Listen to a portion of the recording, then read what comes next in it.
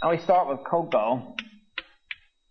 Time for Conservatism, chapters 1 and 2, which covers the merger movement, which we'll get to probably next Tuesday. Maybe Thursday. Not Tuesday, I'm sure. This is pages 11 to 56.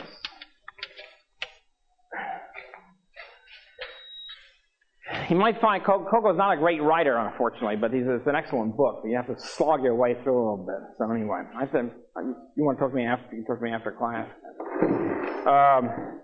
Any rate, okay, we get now to oil, one of the great booms of the post-Civil War period, petroleum. It starts, energy in those days, mostly heat, light, was whale oil. In other words, whale oil was the major lamps were whale oil. And did I mention this last time about whales? Yeah, okay. So whales began to disappear. Petroleum begins to come in. 1859 is the first oil well in western Pennsylvania. And the next saga, the next great tycoon in this period, is of course John D. Rockefeller, who's sort of Mr. Petroleum. And like most of the other tycoons, he was born poor.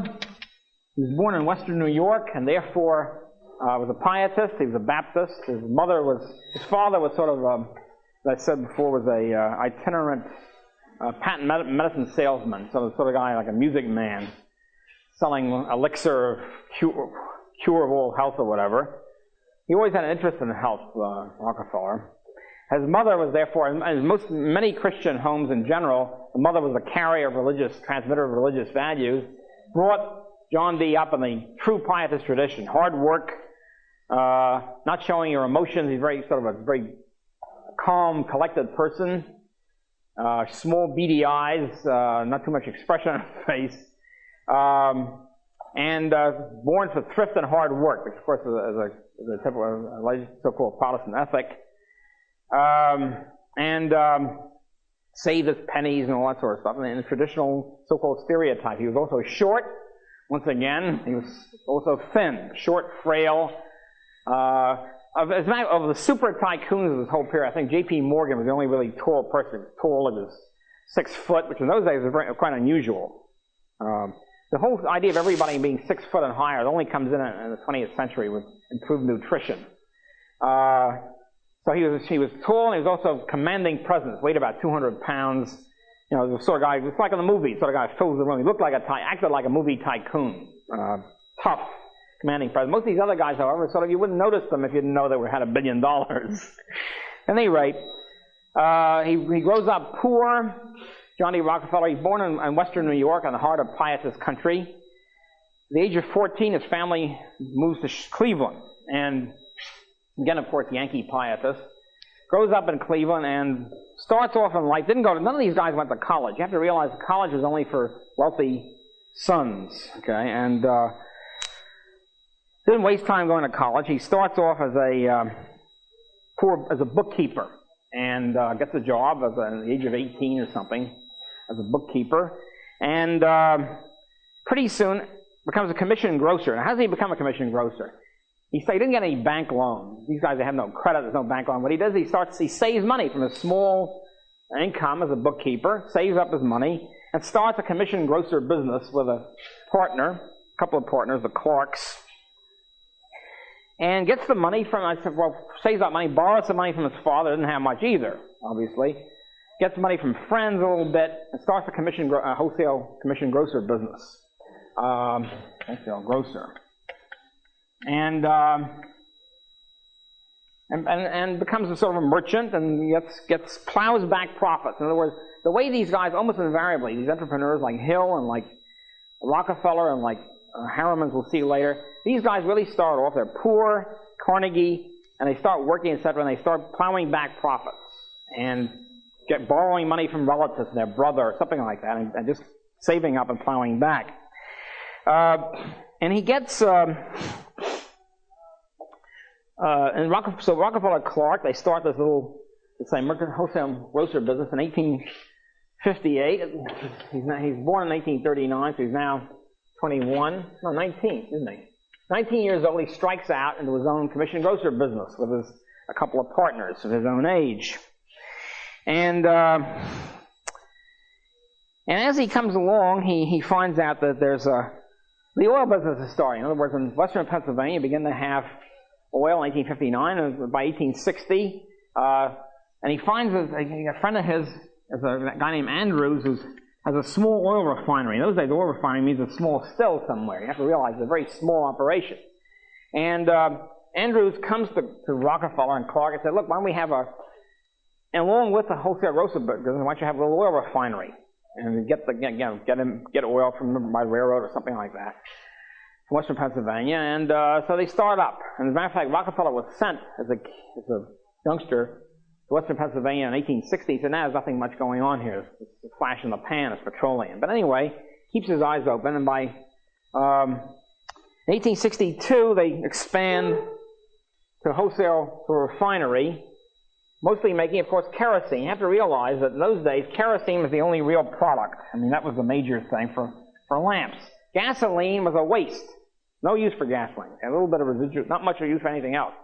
So when you refinery, of course, you have a fractionated sort of system, especially later on. You can adjust the fractions to some extent. And of course, they made as much kerosene as they could and as little gasoline as they could. No gasoline, just a waste. At any rate, they start a small kerosene refinery along with the wholesale grocer business. And in 1865, Rockefeller realizes this oil thing is a real big thing here. But Clark didn't think so. In other words, so what happens is Rockefeller and Andrews buy out the Clarks. They split the business, in other words. The Clarks, I'm sure to their lasting regret, get the wholesale grocer business. Okay? And Rockefeller and Andrews now set up specialize in refineries. And some of the anti-Rockefeller historians claim that Rockefeller somehow squeezed out Clark. There was no squeezing out. They all saw the situation. Rockefeller and Andrews realized that oil was a big thing. Clark didn't think so, and so Clark's remained with the grocery business. And their tough luck, their lack of foresight. So at any rate, in this situation, so this is 1865, all right?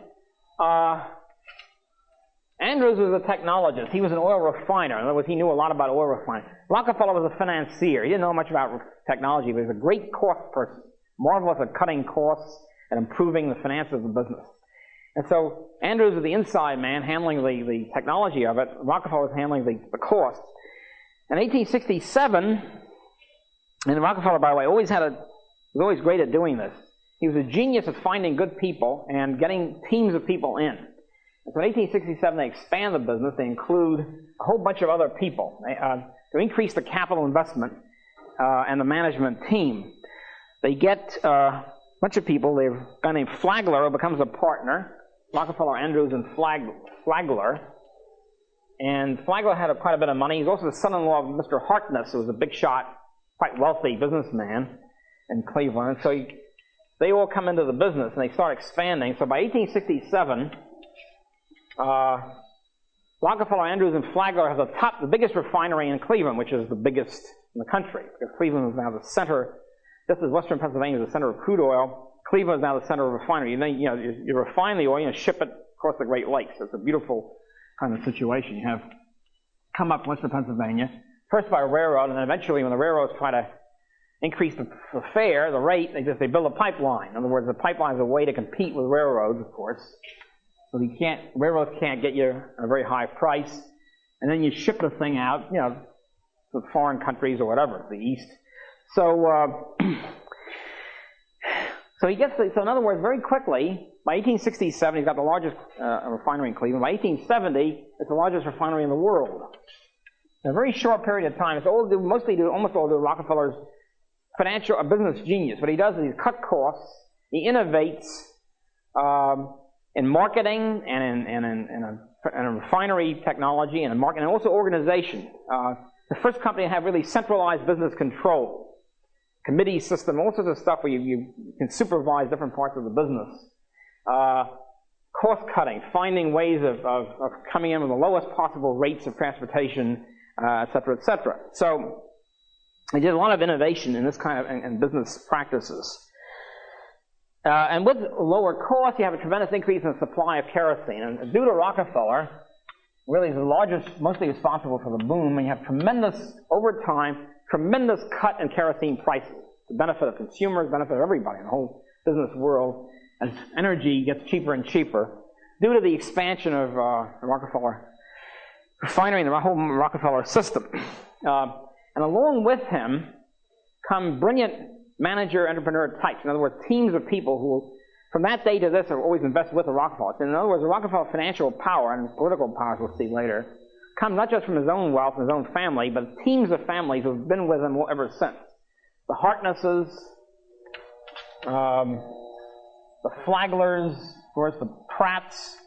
Pratt was a big Rockefeller Standard Oil person. In 1870, they incorporate, I should finish the task here, become the foremost manufacturing corporation to that point. They're so big by this point, they incorporated the Standard Oil of Ohio, first of the Standard Oil, beginning of the Standard Oil system. Sohio. In other words, these are all partnerships, and this is one of the first manufacturing corporations, maybe the first big one. You have the Harknesses, the Pratts, the Bedfords, Flaglers, etc., and Bostwick, and they continue. The Paynes, I already mentioned Secretary of Navy Whitney was a Payne, and they're still there. In other words, they still invest with the Rockefellers. They move with the Rockefellers. It's like a whole flagship, which gives the Rockefellers enormous financial power, because when the Rockefellers move, this whole group moves with them. At any rate, so we have the whole, and then they build pipelines and a whole marketing system, and really Standard Oil begins the idea of retail breaking bulk and all that sort of stuff. And very quickly, Standard Oil gets a monopoly of the whole world oil market, because they're really the first, very little foreign oil until much later, until the 1890s or so. And so you have, in Western Europe and in Asia, Standard Oil becomes the major exporter of petroleum products.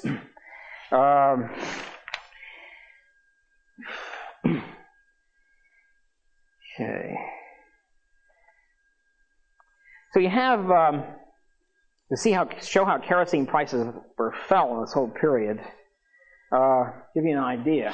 The enormous benefit to the consumer and the whole economy. You start off in 1863, the beginning of the oil boom. The price of kerosene was 45 cents a gallon. Okay. By 1872, 2 years after Sohio was founded, the price of kerosene has fallen to 22 cents a gallon. Okay. By 1874, it's down to 11 cents a gallon. And by the mid-1890s, in other words, at the end of this great boom here, it's down to 6 cents a gallon. This is an 87% drop from 1863 to 1890. Enormous. And those people bellyaching about Rockefeller Standard Oil being a monopoly, look at the results of the so-called monopoly. Monopoly means you cut production and raise prices.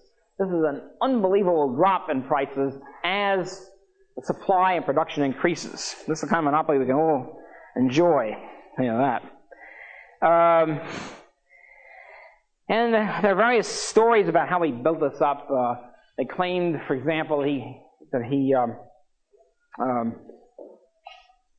what he tried to do, he wanted to get a monopoly, as I mentioned briefly last time.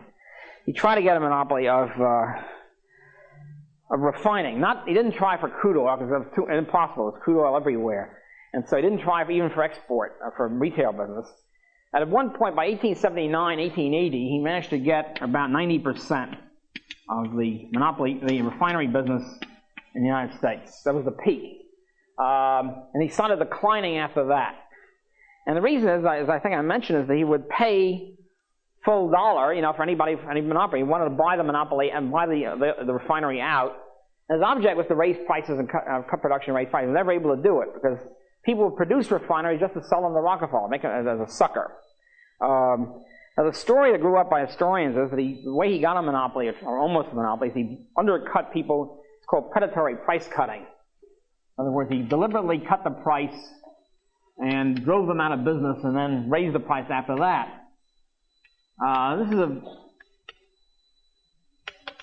large businesses are often accused of. It never happens. There's not one case on record of Rockefeller doing that. If you do that, you drive people out of business. First of all, you make losses in the meantime, let's say. If you finally drive the guy out of business and he goes bankrupt, the plant, as I mentioned last time, the plant is still there. The refinery doesn't disappear. Somebody else buys it at an auction, bankruptcy auction, gets it for a song, and then competes again. And then you're stuck with the same damn thing again. So Rockefeller never did that. What he did was, the way he got these monopolies, he bought them out. He paid a very handsome price for it. Bought the refinery. And there's a story about a guy, for example, who claimed that he was, the press, the anti-Rockefeller press would say, which is mostly, by the way, Morgan subsidized, we'll get to it later, claimed that a guy named George Price, who was a small oil refiner, and he was victimized by Rockefeller, he's driven out of business. Nonsense. What he did was, he kept going to different areas. He would kind of cut prices against Rockefeller. He'd build a refinery, Rockefeller would buy it, then he'd go 100 miles away and build another refinery, Rockefeller would have to buy that. And he made a lot of money that way. He made, for example, he built a refinery, and Rockefeller wanted to buy and offer $20,000, which of course is worth about $200,000 now, $160,000.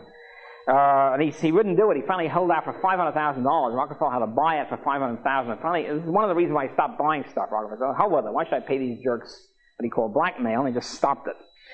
And from then on, the share of Standard Oil share kept going down steadily after that of the oil refinery market.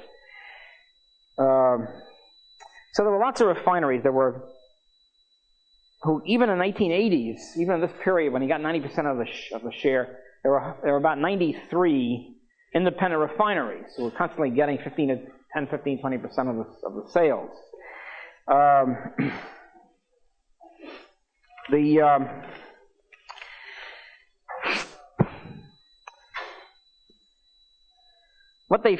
As Standard Oil got bigger, they finally got a whole trust set up. A whole bunch of Standard Oils in many states. There's Standard Oil of New York, Standard Oil of California, Standard Oil of Indiana, and Standard Oil of New Jersey was the basic holding company, or so-called trust, which they merged into one company, which essentially was the holding company for all the others. Standard Oil of New Jersey became the central part of the Rockefeller empire. In 1899, it was capitalized. It was worth $110 million. That was considered enormous for that period. It's still not as much as various banks, but that was one of the biggest corporations.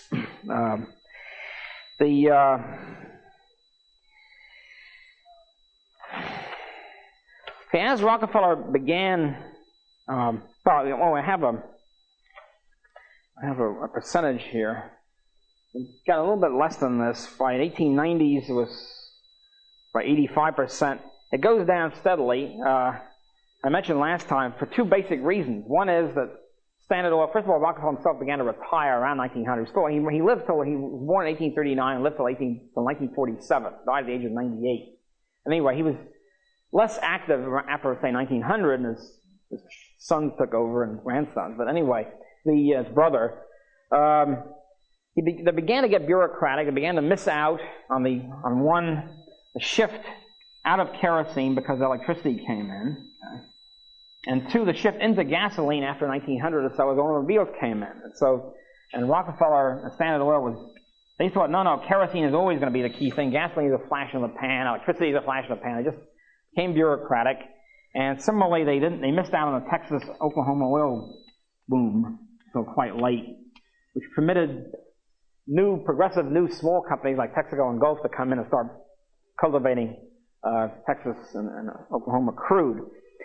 At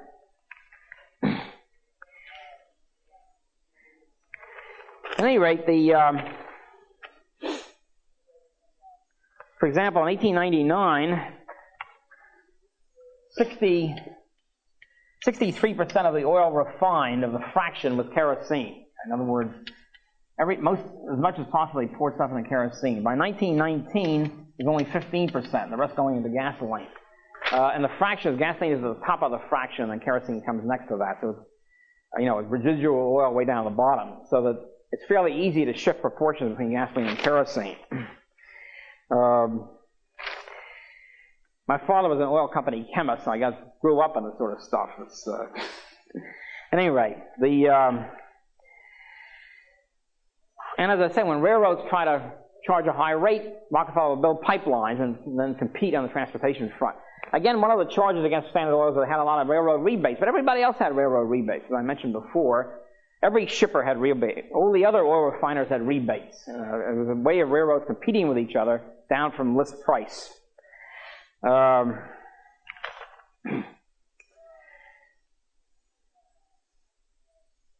So by the 1880s, 1890s, Standard Oil had, for example, when at their peak, Standard Oil of New Jersey, which becomes the holding company for all the Standard Oils, had 87% of the country's refining, let's say 1890, 1880s. They had 33% of the crude oil. So that was their peak crude oil production. Never even tried for a monopoly of crude oil because obviously couldn't do it. Okay. Yes, sir.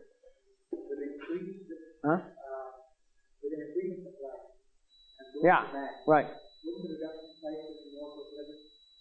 It might be, sure. But I mean, the thing is that the point is that from the point of view of the consumer and the rest of the economy, what they like is cheap prices. Huh? Consumers don't like the low prices. Yeah, of course they like low prices. In a way, like it's dedicating price cutting. Huh? Predatory. No, no, because the predatory price cutting is when you lower the price to drive your competitor out of business and then raise the price. It's a temporary thing. That's the whole point. Price cutting is when you're cutting the price because you have competition. You're trying to get more customers. Right? Exactly. See, one thing businessmen never want to do, they never want to raise the price, encourage new competitors to come in, and then when price goes down again, they're stuck with the new competitors. That's something that's called an umbrella for new competitors. Businessmen try to have their prices as low as possible so the new competitors won't come in. They don't want new competitors. And the only way to keep them out, if you don't have a government-enforced cartel, is to have the price low enough so the other profit margin low enough so other competitors won't be tempted to come in to compete with you. So the competition is potential competition, but it's very strong for all that. It's very powerful. Healthy? Oh, sure, absolutely. Yeah. You cannot buy up all railroads together. One company cannot. When was this? Adams? It might be.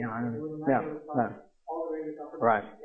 But I'm talking about competition as potential. In other words, the key thing is you have competitors who are not just there on the spot, but could be there if you make a misstep. If you raise the price above the free market level, let's say, or above the competitive level, other than firms can come in. So the point is you don't even need existing competitors. As long as you have the threat of potential competitors coming in to undercut you. That's all that's really necessary. And you always have that if you don't have the government excluding it. The government doesn't say somehow in one way or the other you can't come in and compete. See, that's what excludes it. So that's really important.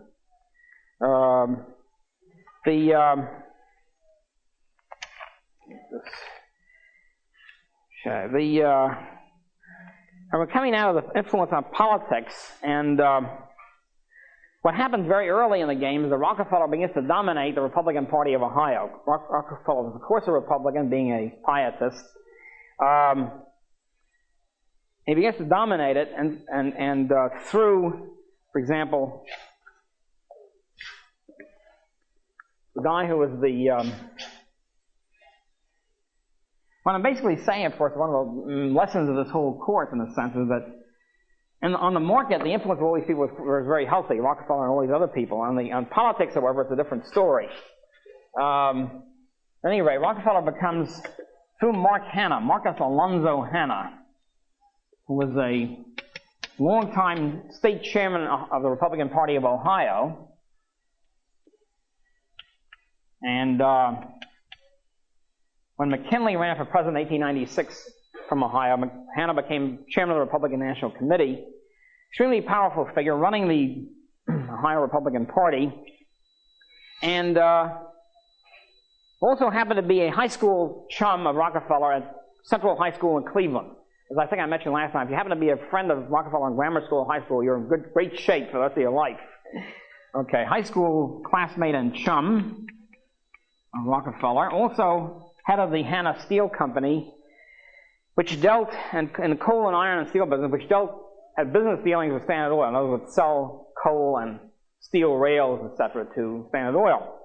Closely tied in other words, economically and politically and personally with Standard Oil. They picked a guy who was first place, I think I mentioned this, but the Republican nominations for president, from 1876 to 1920, most of them came from Ohio. Remember, Rockefeller begins to get power in 1870 with the founding of Ohio, Standard Oil of Ohio. 1876, Hayes of Ohio becomes president, runs for president, Republican ticket. 1880, Garfield, Ohio, becomes president. 1884 and 88 was Harrison. Well, Blaine was not from Ohio, but Harrison was in Indiana. Okay, 1896, McKinley, Ohio. 1900, same thing. 1908, William Howard Taft of Ohio. 1920, Harding, Ohio. So here you have a very peculiar situation. An enormous number of people coming from Ohio. Now, if you ask the regular mainstream historians, they'll say, well, Ohio is a big state. Well, sure, it's a big state, but there are other big states. There's Illinois, New York. Pennsylvania, why didn't they ever get any presidential nomination? Because Ohio meant Rockefeller. There was the Ohio Republican Party in that period equaled Rockefeller. McKinley, for example, who was an extremely bright guy, was a congressman, was practically a Hanna tool. He was a stooge of Hanna. He was, as a matter of fact, McKinley went heavily into, he became governor in 1891, governor of Ohio, he went heavily into debt. He actually endorsed the note of some friend of his, that was a deadbeat. And he's almost going bankrupt. He owed $120,000. You realize what that means? He owed $1 million net, equivalent to present dollars. And there's no way he could pay it. He wasn't rich. And so Hanna gets together. And of course, if you're a governor and you go bankrupt, your political career goes down the tubes, obviously. And suddenly the governor announces bankruptcy. Even these days, they couldn't get away with it. So Hanna gets together with a whole bunch of other industrialists, including Rockefeller, of course, and they save McKinley. They bail him out. They just kick in money to McKinley and bail him out. Hanna himself, Andrew Carnegie, that was from Pittsburgh, of course. Frick from Pittsburgh. George Pullman, from Illinois, Chicago, was a Pullman company. They all get together and bail out McKinley. Of course, this means, of course, from then on, McKinley was beholden to Hanna and Rockefeller, obviously. Theirs for life. So at any rate, and they run up for president in 1896. Also, Senator Foraker, who was from Ohio, was not really a Rockefeller person. He was on Rockefeller payroll. And every month he collected a check from Standard Oil from Rockefeller personally, which meant that he voted the correct manner. When Garfield ran in 1880, Rockefeller and Hanna contributed very heavily to the Garfield campaign, et cetera, et cetera. Many loans to Foraker and McKinley, in addition to bailing him out from bankruptcy. So what we have, in other words, is essentially a Rockefeller person. What happens now politically, we have a very peculiar situation now coming into the picture. I've already mentioned at the beginning of the course that I was always puzzled why you had a hot fights over banking and gold and tariffs, which are now issues that you can't get people interested in at all. How come everybody's interested? I was related to the ethno-religious aspect, political parties. Another question that comes in, I was always puzzled about, how come laissez-faire drops out? As we'll see pretty soon in the course. Laissez-faire, which is very powerful, especially in the Democratic Party, all of a sudden drops out. By 1900, everybody becomes a so-called progressive, and the whole governmental system changes. It becomes more or less a welfare warfare state that we have today. And nobody sticks up for laissez-faire. Now, you can say there are various trends that account for it, but this is very sudden. In other words, up until 1896, the powerful laissez-faire sentiment in the United States. After 1900, there's almost none. Now, obviously, it's something peculiar here which needs to be accounted for. And what accounts for it is essentially the disappearance of the Democratic Party as we have seen it, as we have known it in this course until in 1896. 1896 was a catastrophic death of the Democratic Party as a laissez-faire libertarian party. So that's why we have to explore at this point.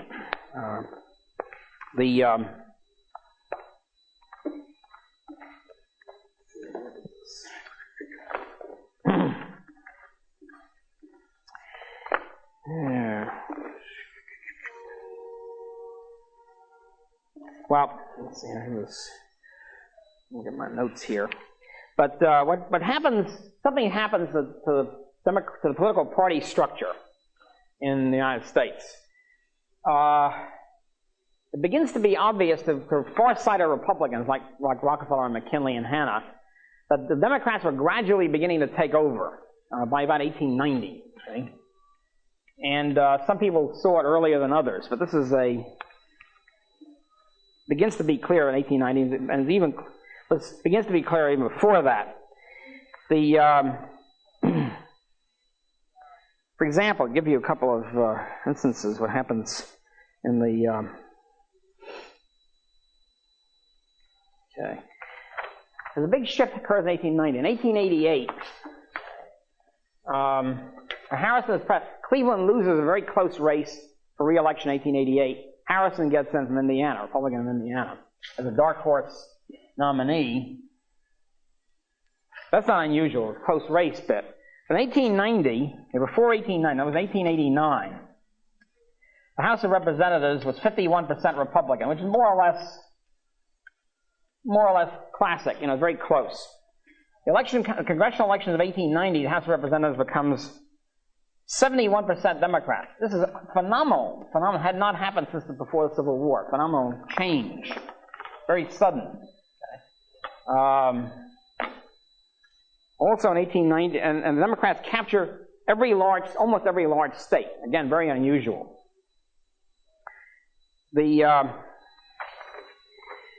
Another way to look at it was this: take the important states of the Midwest. And the Midwest in those days was considered 6 states: Illinois, Indiana, Ohio, Wisconsin, and Michigan. All very powerful, important states. In 1888, the Republicans had 6 governors. Now, of these 6 states, there's only 5 here. What is this? Iowa, all right. 6 states, okay. Illinois, Iowa, all right. Of these 6 states, Republicans had 6 governors. And for the congressional delegation, they had 5 congressional delegations. There was a majority of 5 states in congressional delegations. Democrats had 1. This was fairly standard. In 1890,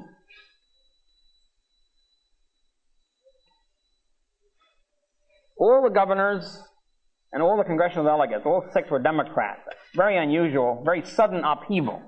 In other words, there's gradual demographics, as we'll see, but something sudden happens that changes, a sudden trigger that shifted everything in 1890, which, by the way, paves the way for the 1892 when Cleveland not only gets a second term, but captures both houses of Congress for the first time since before the Civil War. We have Cleveland coming in with a Democratic House and a Democratic Senate. It was unusual in that period for the same party to have both houses anyway, certainly for the Democrats. So this is a very unusual. It's a big change happened. Something big has happened in American politics. There's first of all the demographics. All right? In other words, in the Midwest and in other places, first of all, the Catholics tend to have a higher birth rate than Protestants. And one thing, Catholics usually did not employ birth control in that period. So you had a higher natural birth rate, plus the fact that immigration in this period, from 1870s and 1880s, immigration was largely Catholic or German Lutheran, which was high Lutheran, liturgical Lutheran. In other words, in the Midwest, for example, there's a big decline. Have a question? No. Big decline in proportion of Baptists and Methodists, and a big increase in German Lutherans and German Catholics. By 1890, the Catholics were the largest single religious group in the Midwest. It was not true in 1870, let's say. So you have the demographics gradually building up the Catholics and German Lutherans as a majority, getting to be a majority. This is the general trend. We still have to account for the sudden change in 1890, okay, but over the 20-year period, as I say, far-sighted Republicans began to realize this, and we're in deep trouble here. The same way in the 1850s, the 1840s and 50s, the Democrats were becoming a majority party, but they were shafted by the slavery question, which split the Democrats. But here's no slavery question.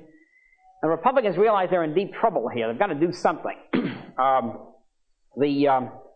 What the Republicans began to try to do, the German Lutherans were the swing vote. In other words, the Catholics always voted Democratic throughout.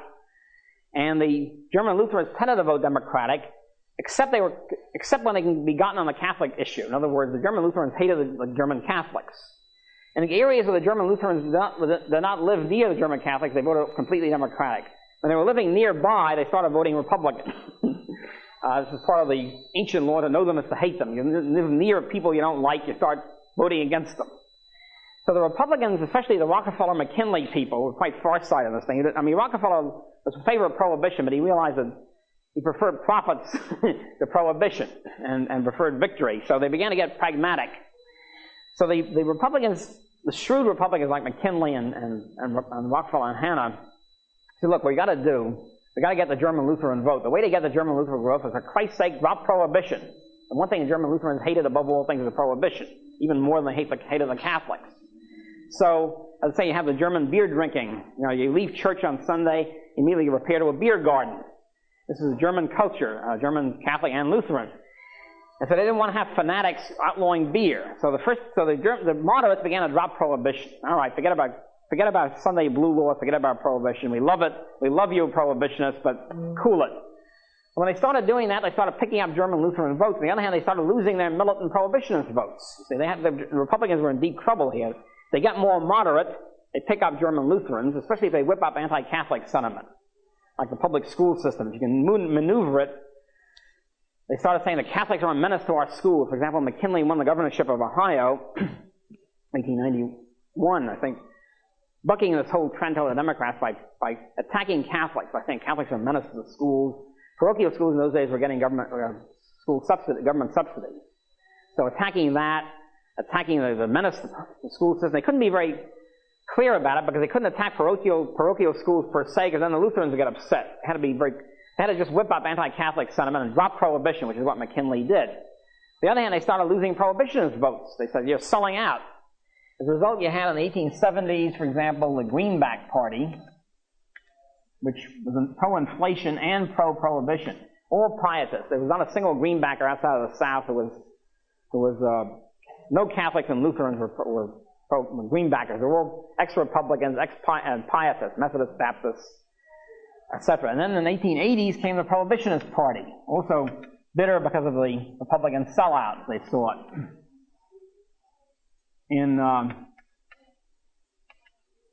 What happened, for example, just to give you an indication, in 1872, when the Democrats could have been resurgent, Democrats, like idiots, nominated Horace Greeley for president, who was a Republican anyway, who was a Pietist and a prohibitionist and sort of semi-socialist, and immediately lost all the Democratic votes. He was smashed by Grant. It was 1872. They didn't do that again. So in 1872, in Wisconsin, I think, and in Ohio, the Republicans instituted prohibition, state prohibition. And under the agitation of the Women's Prayer Group, now get this, Women's Prayer League for outlawing alcohol. Women are always in the forefront of the pietism anyway. And so, and in Wisconsin, and Illinois and Wisconsin outlawed liquor. Immediately the German Lutherans beat the Republicans, shifted the Democrats, and prohibition was repealed. So, the moderates, if you want to call them that, the pragmatists in the Republican Party in Ohio and Wisconsin realized, look, we got to drop this liquor crap. We love prohibitionists. We got to shove them aside. Then they set up a prohibition party, and they lose votes that way. But the pragmatists stuck to the idea, look, there are more German Lutherans than there are prohibitionists. So, at any rate, that was the way they try to finesse this. So what happened in 1890? What happened in 1890 is basically the specter of prohibition suddenly hit the year before in the Midwest. In both Wisconsin and in I think Indiana, in Indiana, Ohio. This is, in Ohio and Indiana, Prohibition suddenly raises its ugly head in 1889. Republicans are sort of dominant in the state. All of a sudden, what had happened was this. Ohio had prohibited the sale of liquor on Sunday. I mean, all saloons, as they call them those days, and liquor stores. They were shrewd enough not to enforce it in the German-speaking area, especially Cincinnati, which was strongly German. So this is very shrewd. All right? In Pietist areas, you enforce it to the hilt. In German areas, the hell with it. So the prohibitionists, of course, get upset at this. They petition to the governor to enforce the law prohibiting the sale of liquor on Sunday. This is 1889. The governor was Foraker, the prohibitionist anyway. The Cincinnati group, the petition the governor to do this, was called the Cincinnati Law and Order Association. In Cincinnati, among the Germans, they were known as the evangelical stranglers. In other words, they were pietists and stranglers. They found to crush liberty. So Foraker says, okay, happy to do this. And he removed the police of Cincinnati, and the states can do this. There's no real home rule unless the states desire it. He kicked out all the police board, they had a board instead of one commissioner, kicked out the board, put in a new board, and ordered them to enforce the law to the hilt. At this point, it emerged what's called the Saloon Keepers' Rebellion. The saloon keepers of Cincinnati rose up, a couple of hundred of them. There's 300 German saloon keepers in Cincinnati said, well, if disobey the law, they're going to sell liquor anyway. That's to you. And law and order associations petitioned for enforcement, crushed them, and so forth and so on. And what happened then is the Democrats shrewdly said, we're in favor of home rule. We want each city and area should be able to have its own kind of liquor law. And as a result, of course, Foraker was kicked out in 1890, and a massive kick-out. The German masses rose up. It was called the Lutheran Rebellion. And 1890, and Foraker was kicked out. Democrats came in and repealed stopped enforcing the ban on Sunday liquor. And so that was, later on, next time I'll go into more of this, but that sort of thing happened in each state in the Midwest. Prohibitionism and anti-German language education. Between the two of them, they managed to disaffect the German Lutherans almost permanently. Not quite permanently, but certainly for a lot of people immigrating in this period.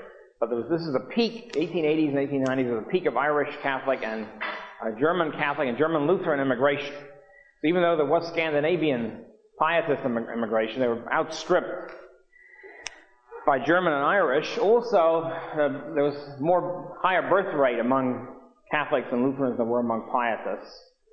In fact, it's still true. So that the immigration plus the birth rate meant that slowly but surely the Democratic Party was becoming a majority party in the United States. There's also a one-party system in the South, but we'll get to that in a minute, the Democratic ticket. So slowly but surely, the demographics were such.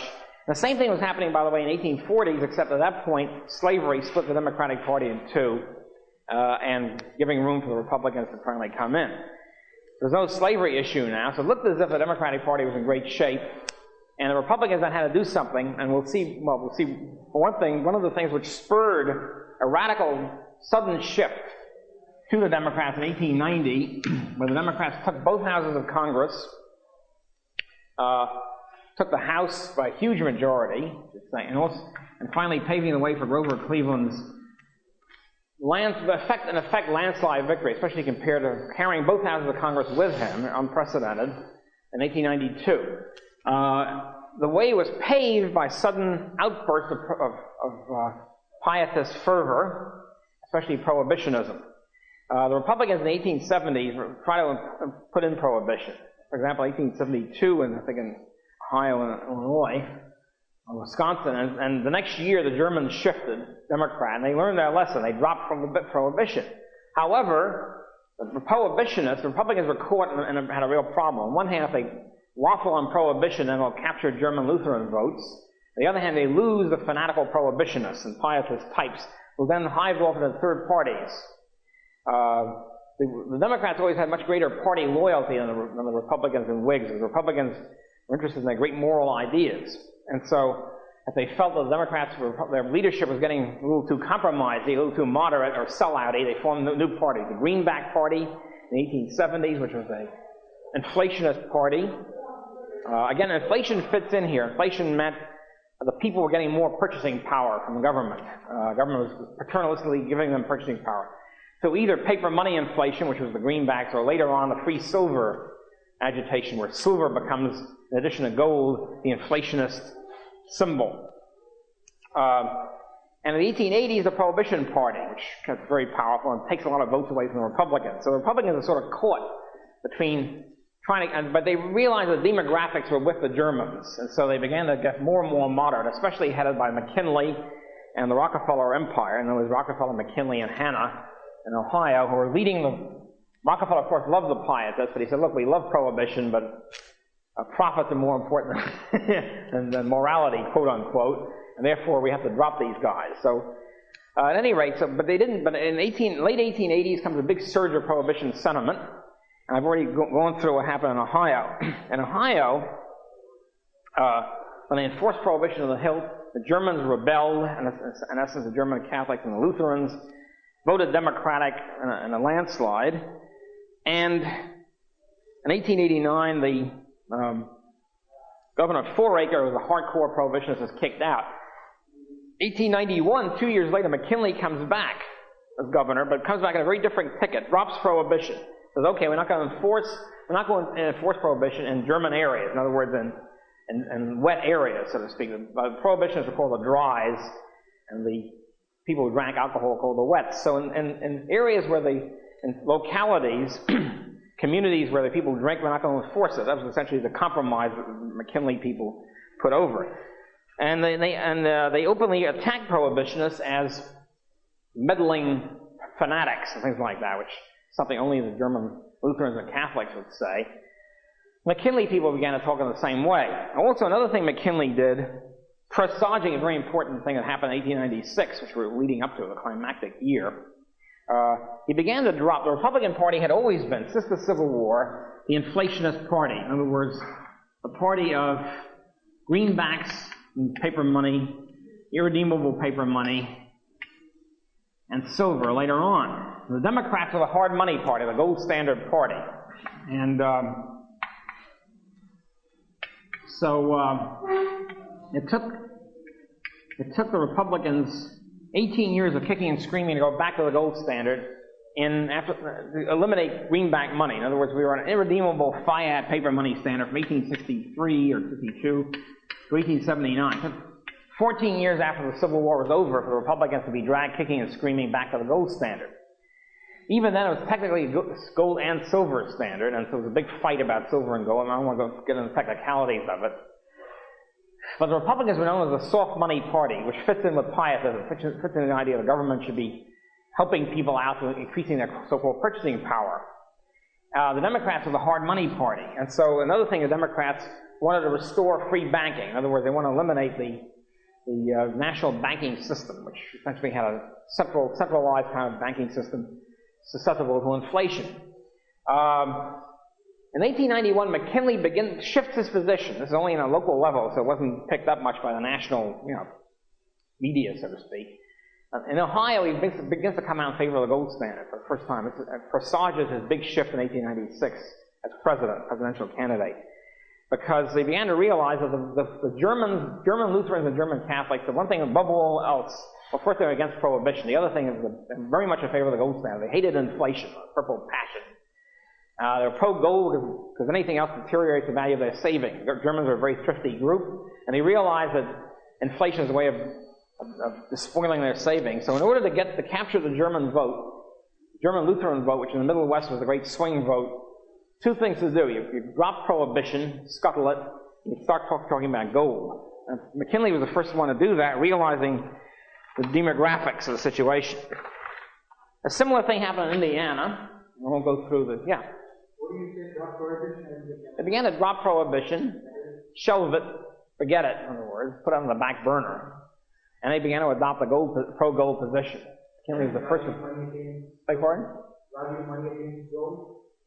No, they began to adopt the gold standard position as a hard money, anti-inflationist position, which was very, very much the major German Americans' economic program. They're very much in favor of gold as the hard money, anti-inflationist party. So that fit in with the Pietist, as I've already talked about. The Pietist economic program was pro-protective tariff and pro-inflation, part of big government paternalism. Yeah. Isn't the Pietist the person that's believe in God? No, Pietist is just the opposite. Huh? That's atheist, yeah. No, very, very different. Pietists are very strong believers in a pietist manner. It's different. No, that's atheist. Or agnostic, or whatever. Huh? Well, McKinley begins the shift as an Ohio Republican, not as a national ticket. He begins being a far-sighted politician. He begins to realize that you have to capture the German, in order for the Republicans to win, you have to get the German Lutheran vote. The German Lutheran is a swing vote. In order to get the German Lutheran vote, you have to forget about prohibition and start talking about gold as an important monetary standard. Anyway, in Wisconsin and Indiana, the same thing happened. Prohibition again was the key thing. And in Iowa, also an important middle western state, again, prohibition becomes the key point. Iowa was a state which had never been democratic. It had always been controlled by the Republican Party, always, since the inception, whenever it started, after the Civil War. The other states were much closer. In other words, Illinois, Indiana, Wisconsin Ohio had been swing states. Iowa had always been Republican. And after the Civil War, Iowa became subject to intense prohibitionist pressure. As a matter of fact, the Prohibitionist Party really begins in Iowa. And also big was the first big prohibitionist organization was the Women's Christian Temperance Union. Extremely powerful group, the WCTU.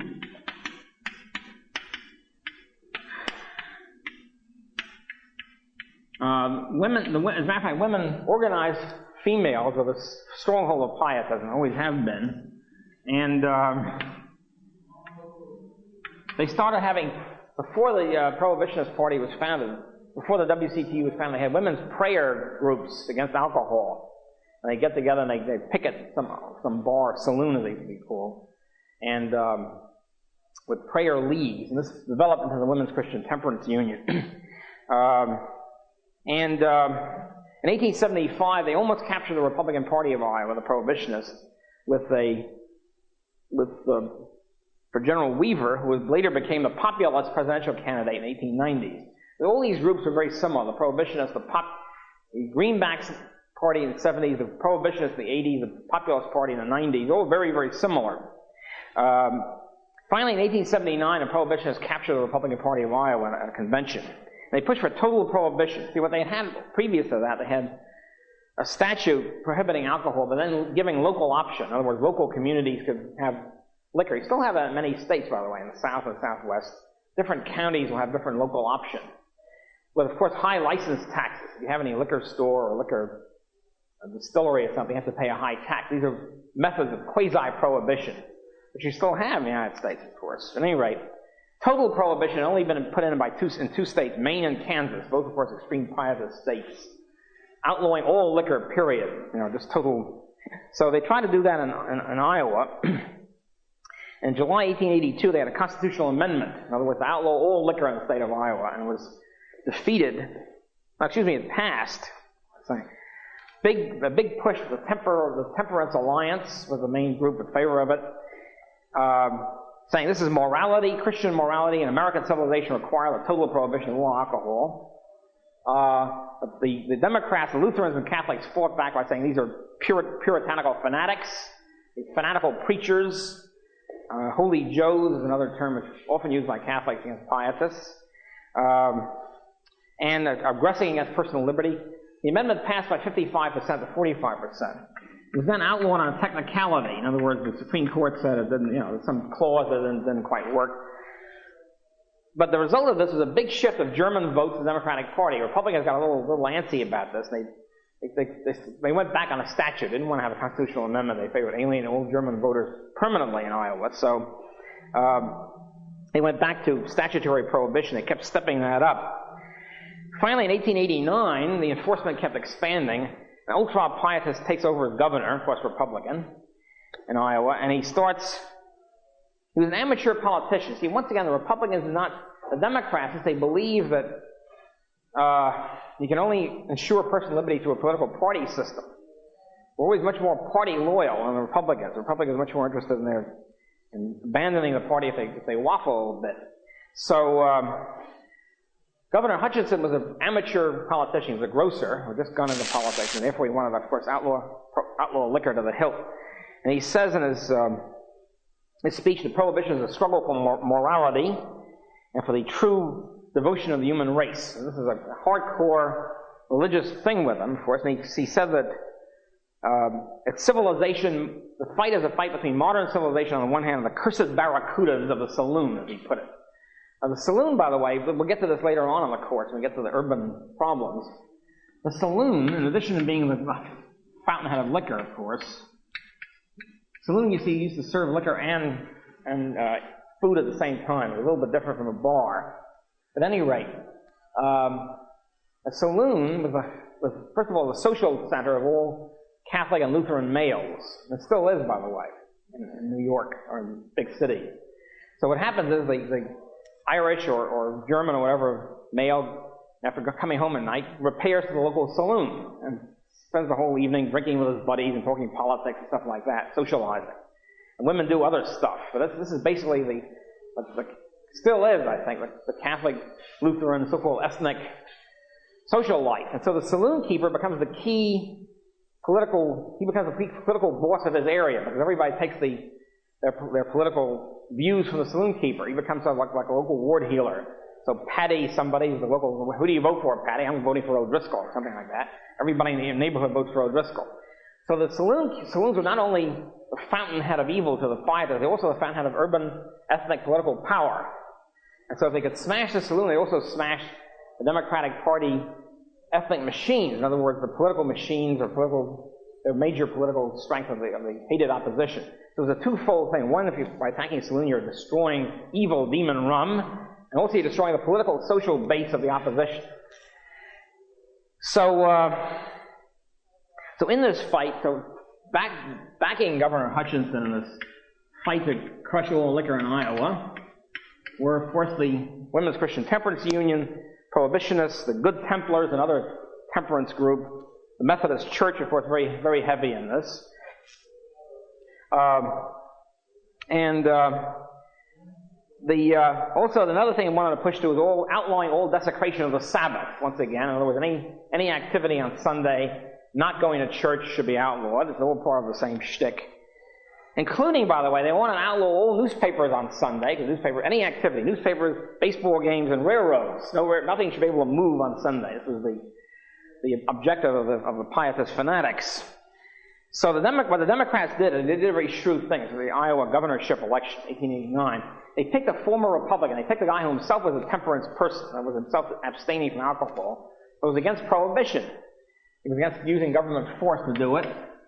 And so they picked this guy who would appeal to moderate Republicans, so to speak, and Horace Boys. And in 1889, the Democrats won with Boys for the first time in the history of Iowa, won the election by 50% to 48%.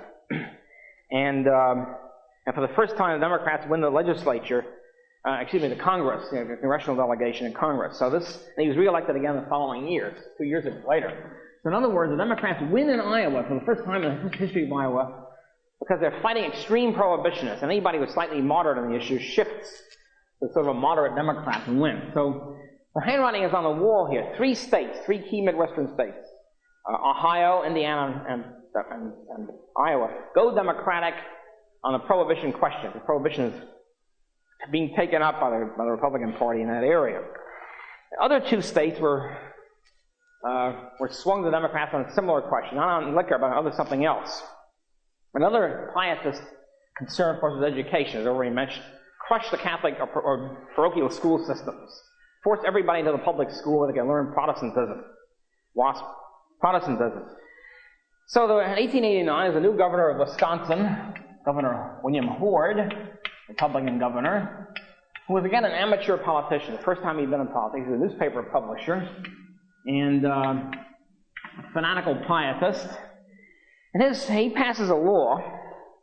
Well, first of all, there was a law in the books, a compulsory education law, which was general, had been passed by many states. This is a law, however, requiring, now get this, not only should everybody have to go to school, all education has to be in the English language, even private schools. In other words, outlawing all use of German language in any private or parochial school. And he starts enforcing this. This has been on the books, nobody paid attention to it. It's now enforced.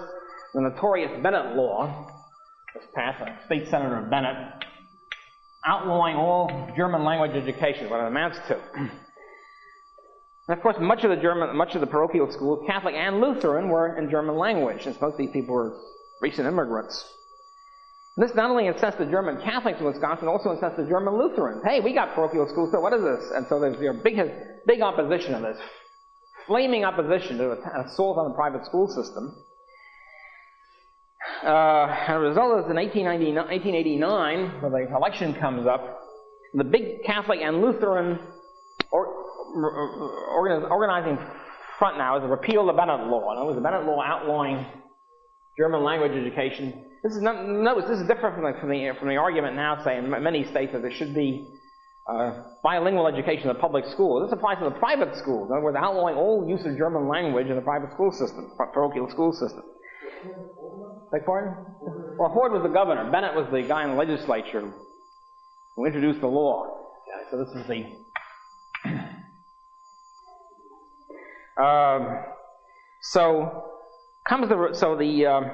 in Milwaukee, for example, gives you an idea. Milwaukee, which is a heavily German city, and still is, not as much. In Milwaukee, the Republican vote in 1888 was 53%. After the Bennett Law comes into play as the big political issue, I mean, the following year, the Republicans get, 1890, Republicans get only 25% of the vote in Milwaukee. Due to the defection of the German Lutherans. The German Lutherans, I'd say, are the swing vote. So in 1890, the question is, should Horde get renominated for governor? The moderates said, this guy's a loser. He's going to lose us the state. They try to get rid of him, but he was big pietist and prohibitionist, coming from western and northern Wisconsin, which were pietist areas. From Nils Haugen, who was a Norwegian immigrant, who was, of course, also hated German, being a Norwegian pietist, Lutheran pietist. And not only that, Horde was, again, an amateur politician. He didn't really, he was lashed out. He attacked by name German people. He said the Germans are evil and so forth and so on. It's not exactly the thing to do as a politician, even in that period. So, at any rate, he's renominated in the election of 1890. Horde was smashed. It was called a Lutheran landslide. Almost every German Lutheran shifts to the Democratic Party, and the Democrats sweep in. Horde is crushed. And the first thing they do is repeal the Bennett Law. The legislature meets.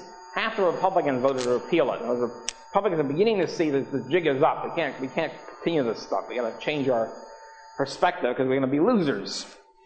And in Illinois, the same thing happened too. In Illinois, they passed a very similar law called the Edwards Law, outlawing all parochial German language. Again, the same thing happened. Democrats win.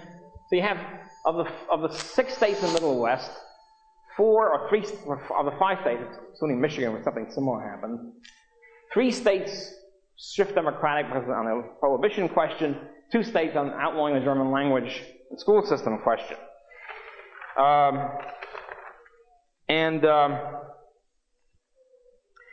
So the Republicans realize they've got to do something here, and they do something rapidly to try to reverse course. And one thing they try to do is to get rid of Prohibition, dump it, moderate it, led by McKinley and led by the Rockefeller people. That's number one. Try to do that. It's difficult to do because the prohibitionists are getting more and more intense. The prohibition is getting more and more fierce about this thing. The young people's Christian societies are going to, all over the place, are going to pop up, dedicated to pietism and prohibition. The Young Men's Christian Association, the typical pietist group, YWCA, dedicated to prohibition and pietism. Now, of course, it's very innocuous. In those days, there were big, intense propagandists. Also, the Women's Christian Temperance Union got through hygiene courses in the public school system devoted to attacking alcohol. This is another way, another part of the propaganda device. Yeah? Didn't you go equivalent to coffee houses in New York? I don't know. Do they have liquor in coffee houses? In the case they are. Sure. Most of the European countries have coffee houses. Oh yeah, but this is a. What do you say? What is the reason why? You give an example of a person in the Netherlands. Wouldn't like to hear the Lutherans. Doesn't one? Oh, Scandinavia, Norway and well, the Norwegians and Swedish Lutherans, for various historical reasons, were Pietists. They were low church Pietists. Whereas the higher Lutherans, German Lutherans, were so-called formalistic. In other words, they're essentially liturgical. The whole attitude was very close to the Catholic attitude, with sacraments and so on and so on. Whereas the Scandinavian Lutherans were very pietistic. They were almost like Baptists and Methodists, not much difference. There was a split in the Lutheran Church. Right. Exactly. So, anyway, the one interesting thing is, for example, in the 1890s, one of the reasons why it was very difficult for Republicans to drop the prohibitionists, 200,000 people, which the Women's Christian Temperance Union set up a Loyal Temperance Legion as a youth affiliate. Okay? In the 1890s, there were 200,000 members of the Loyal Temperance Legion. It's enormous, considering it's much lower population than that. So, Pietists were getting stronger and stronger, and not so much in breadth, but in depth, and there was an intensity of feeling. For example, in 1890, of all the Midwestern college students, now college students, remember, are elite students. They're not, it's not like now everybody goes to college. A very small proportion went to college. These are the sort of the leaders of tomorrow type. 2/3 of all Midwestern college students were Pietists, and most of them were members of the YWCA, which then was heavily pietistic. The University of Chicago in 1892, this is really remarkable, which is an elite college even then, they took a presidential poll, as they always do these days, of preferences in the 1892 election. And here you have a poll of undergraduates. There was no graduate school, I don't think. Now, the University of Chicago was founded by Rockefeller, John D. Rockefeller, as a Baptist. Rockefeller was Baptist, a heavy Baptist aura, but at any rate, they had a preference poll. Grover Cleveland was a Democratic candidate, of course liturgical. The undergraduate preference poll, University of Chicago. Cleveland got 52 votes.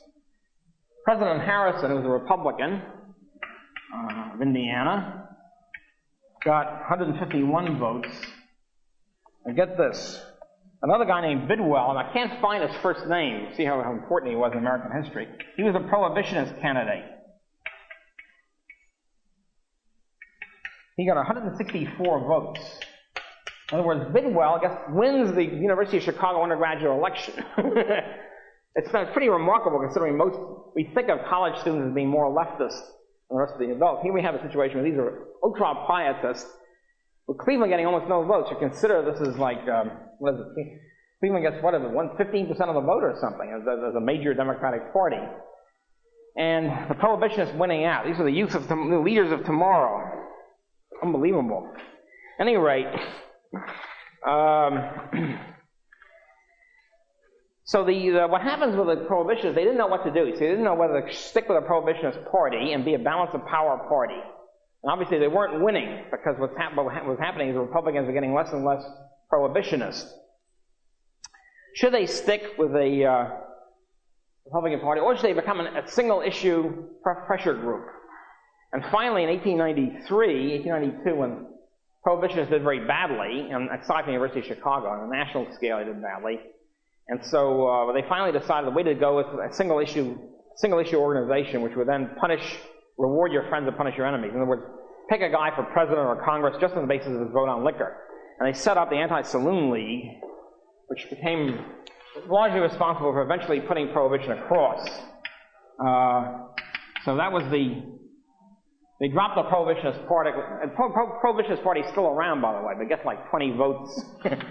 Basically, the Prohibitionists dropped the Prohibitionist Party and went to a single-issue pressure group concept. So the Republicans realized we have to drop Prohibition. It was tough to do it because they had all these intense fighters, but they did it during the 1890s, led by McKinley and Rockefeller. Then they tried other methods. Well, let's see. What we try to do, let's restrict immigration. If we keep it consistent, most of the immigrants are Catholic. If we can keep out immigrants altogether, we'll do well. And we'll stop the demographics from going against us. The Republicans began an anti-immigrant drive.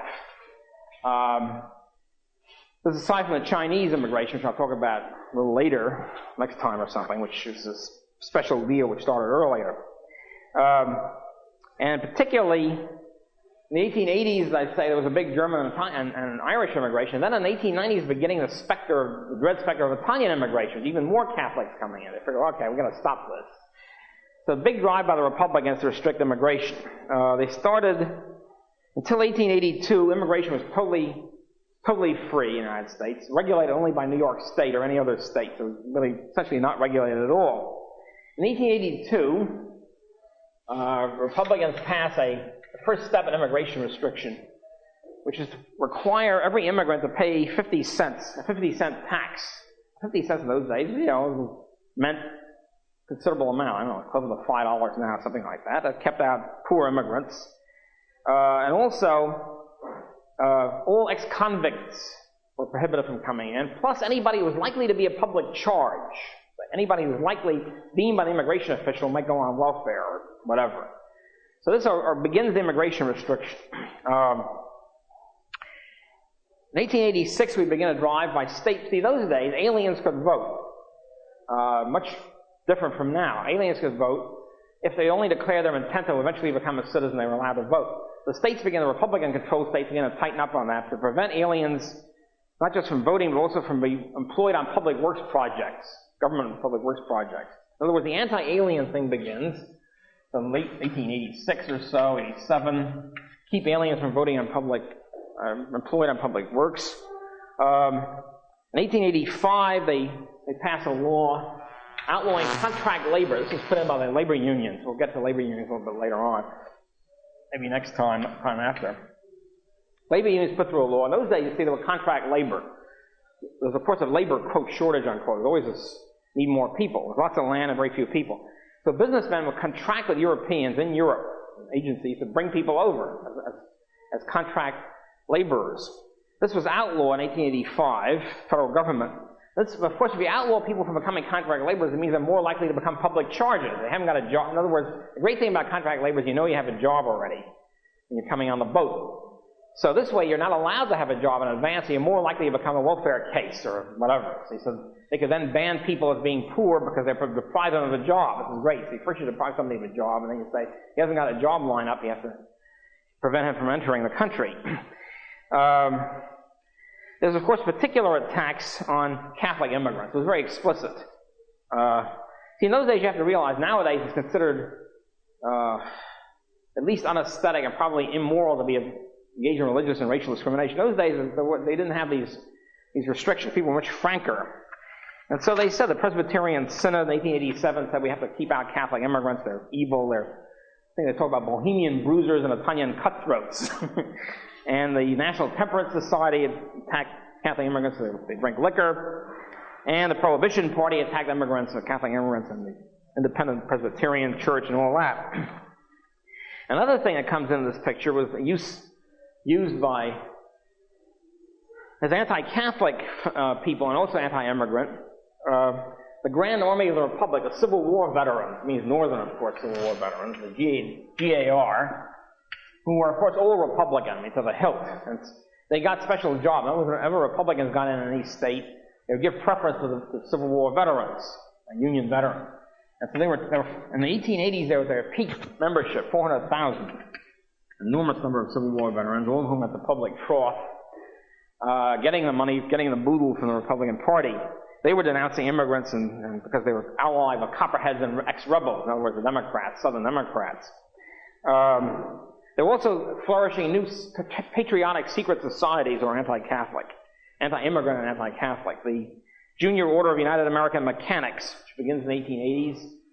In 1889, it had 60,000 people. In 1890s, there was 160,000 people. So these are big organizations. The United Order of Deputies, which had 15,000 workers, And their plea was to all employers, fire all Catholics. No Catholics should have a job in the United States. That was their shtick. Of course, did not succeed. And anyway, that's the sort of pressure constantly. And finally, in the late 1880s, a very powerful anti-Catholic group called the American Protective Association, the Dread APA. Now, when I was growing up in the 1930s, Catholics were still talking about the APA. I think it had faded away by that time. It was an extremely powerful WASP pressure group to protect American institutions from the dread Catholics. And they were founded in Iowa in 1887. There was a secret order, and their secret pledge was never to vote for a Catholic for any position, any position of any sort. It spread through the upper Mississippi Valley towns. It swept Omaha and all sorts of Midwestern states. In 1894, it had 500,000 members, this group. It was enormous. I mean, considering this would be equivalent now to at least several million. I'm not sure what the population was at those days. It was obviously much smaller than now. And so that was, what happened in the APA was that they were, of course, again, almost completely Republican. They had nothing to do with the Democratic Party. But they had a problem. Their problem was, what do you do about McKinley? They hated McKinley's guts, because McKinley was actually appointed Catholics to jobs and stuff like that. McKinley broke very early with this thing. It was part of his moderation, or part of his giving up Pietism. They tried their best to stop McKinley from being nominated in 1896. We'll see about that later. And they finally, when he was nominated, they didn't know what to do. They really sort of fell apart in 1896. They didn't know whether to oppose him. They couldn't vote for the hated Democrats because they were always tied out with Republicans. They finally sort of began to dissolve. But they were very, very powerful for about 10 years. Another thing was this. The Republicans were and continue to be completely committed to protective tariff, very high protective tariff. Keep out cheap foreign goods. One of the reasons they go in for immigration restrictions is a quid pro quo with the workers. In other words, okay, we recognize if we have a protective tariff, you have cost of living will be much more expensive. In return for that, we'll keep out cheap immigrants. In other words, we'll increase wage rates of domestic workers by keeping out. So sort of a quid pro quo. Okay, quid pro quo. We'll get our goods of our competitors prohibited from coming to the United States, and in return for that, we'll prohibit Italians, Chinese, whatever, from coming into the United States. That was their statist coalition, so to speak. Yeah. What were the Democrats doing on all this? The Democrats were opposed to the whole thing. They were in favor of free immigration. They were in favor of Catholics. Law passed. Those two parties have equal rights to make their own judgments. Beg pardon? The law is passed.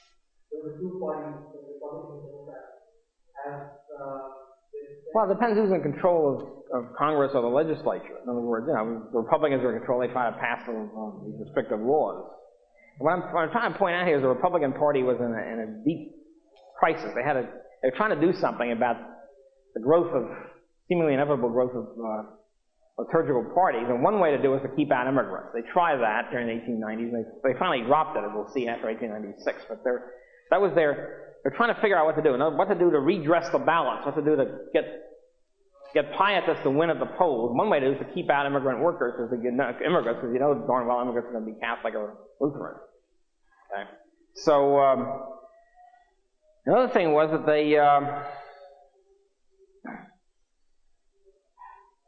they tried to restrict another law they passed in 1891.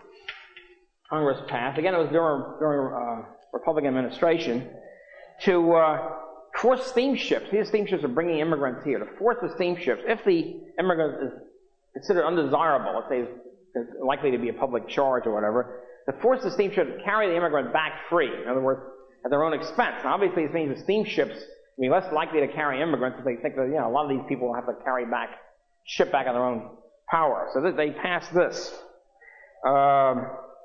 Also, they excluded illegal aliens, deporting illegal aliens, to deport them, excluding people with contagious diseases, exclude polygamists, there were such. The big drive on the part of the Pietists in Congress came with Senator Chandler of New Hampshire, Republican of New Hampshire, so the big anti-immigrant, and Henry Cabot Lodge of Massachusetts. He was originally a congressman and then a senator. A Boston Brahmin type. their big push for several years was to outlaw illiterate immigrants. In other words, to make immigrants pass a literacy test. Big drive on that, 1893 and later. And of course, it's kind of peculiar since Native Americans don't have to pass a literacy test. But at any rate, and they set up, 4 Boston Brahmins, 1894, set up the Immigration Restriction League, devoted enormous propaganda to keep out illiterate immigrants. I mean, illiterate in English, of course. They said, these immigrants coming from Eastern and Southern Europe are either illiterates or criminals or both, therefore they should be excluded. In 1896, they passed a law, they finally passed a law in 1896, due to Chandler and Lodge's pressure, to outlaw, will force a literacy test on all immigrants. It was then vetoed by Cleveland. It was the last act, well, almost his last act in Congress, just about ready to be kicked out. Cleveland heroically vetoed it, and it didn't pass over his veto. And also, of course, the drive came to prevent aliens from voting. As I said before, a lot of states permitted aliens to vote. They managed to reduce it, but not by much. In other words, in early 1890s, 18 southern and western states permitted aliens to vote. By 1900, only 11 did. But still, it was a slow process. In other words, they put on a big push to keep out immigrants and Catholics. They were slightly successful, but not much. I was looking over the decades' work. They didn't get too far. They also tried something else. Okay, if you tried it, in other words, one drive to try to exclude immigrants from voting, or would then later vote. Another drive was to expand the suffrage to people whom you knew would be pietists, namely women. In other words, the women's suffrage drive now comes in as a purely pietist measure. The reason is this: the pietists knew very well that if women voted, if women were given, of course, women were not voting in this period, except in a few of the western states. If women were allowed to vote, almost all the voters would be pietists, because the Catholic culture was such that Catholic women would not vote. In other words, they stayed home. Okay? While the men were at the saloons, the women stayed home and did all this stuff. It's true. It's hard to picture it now, but it's good or bad, whatever it is. I'm not passing a value judgment. But anyway, the culture was such that the Catholic homes, women would not vote. And so the pietists, knowing this, pushed for women's suffrage, and the Catholics, knowing the other thing, voted against it. So this was one of the big reasons for this. So, for example, Professor Grimes, who's written a very good book on the subject, says, I'm arguing that the evidence indicates that to a large extent, at least in the West, the constituency granting women's suffrage was composed of those who also supported prohibition and immigration restriction and felt that women's suffrage would further their enactment. The Prohibition Party and the Greenback Party very early came out for women's suffrage. We'll see later that the Progressive Party in 1912 not only had women, but the first group to have women delegates in the National Convention, also a woman elector. And most of the early feminist leadership, the early women's suffrage leaders, came out of the prohibitionist movement. Susan Anthony and Frances Willard and people like that. And they began, in other words, as leaders in the Women's Christian Temperance Union, and they shifted over to a women's suffrage movement.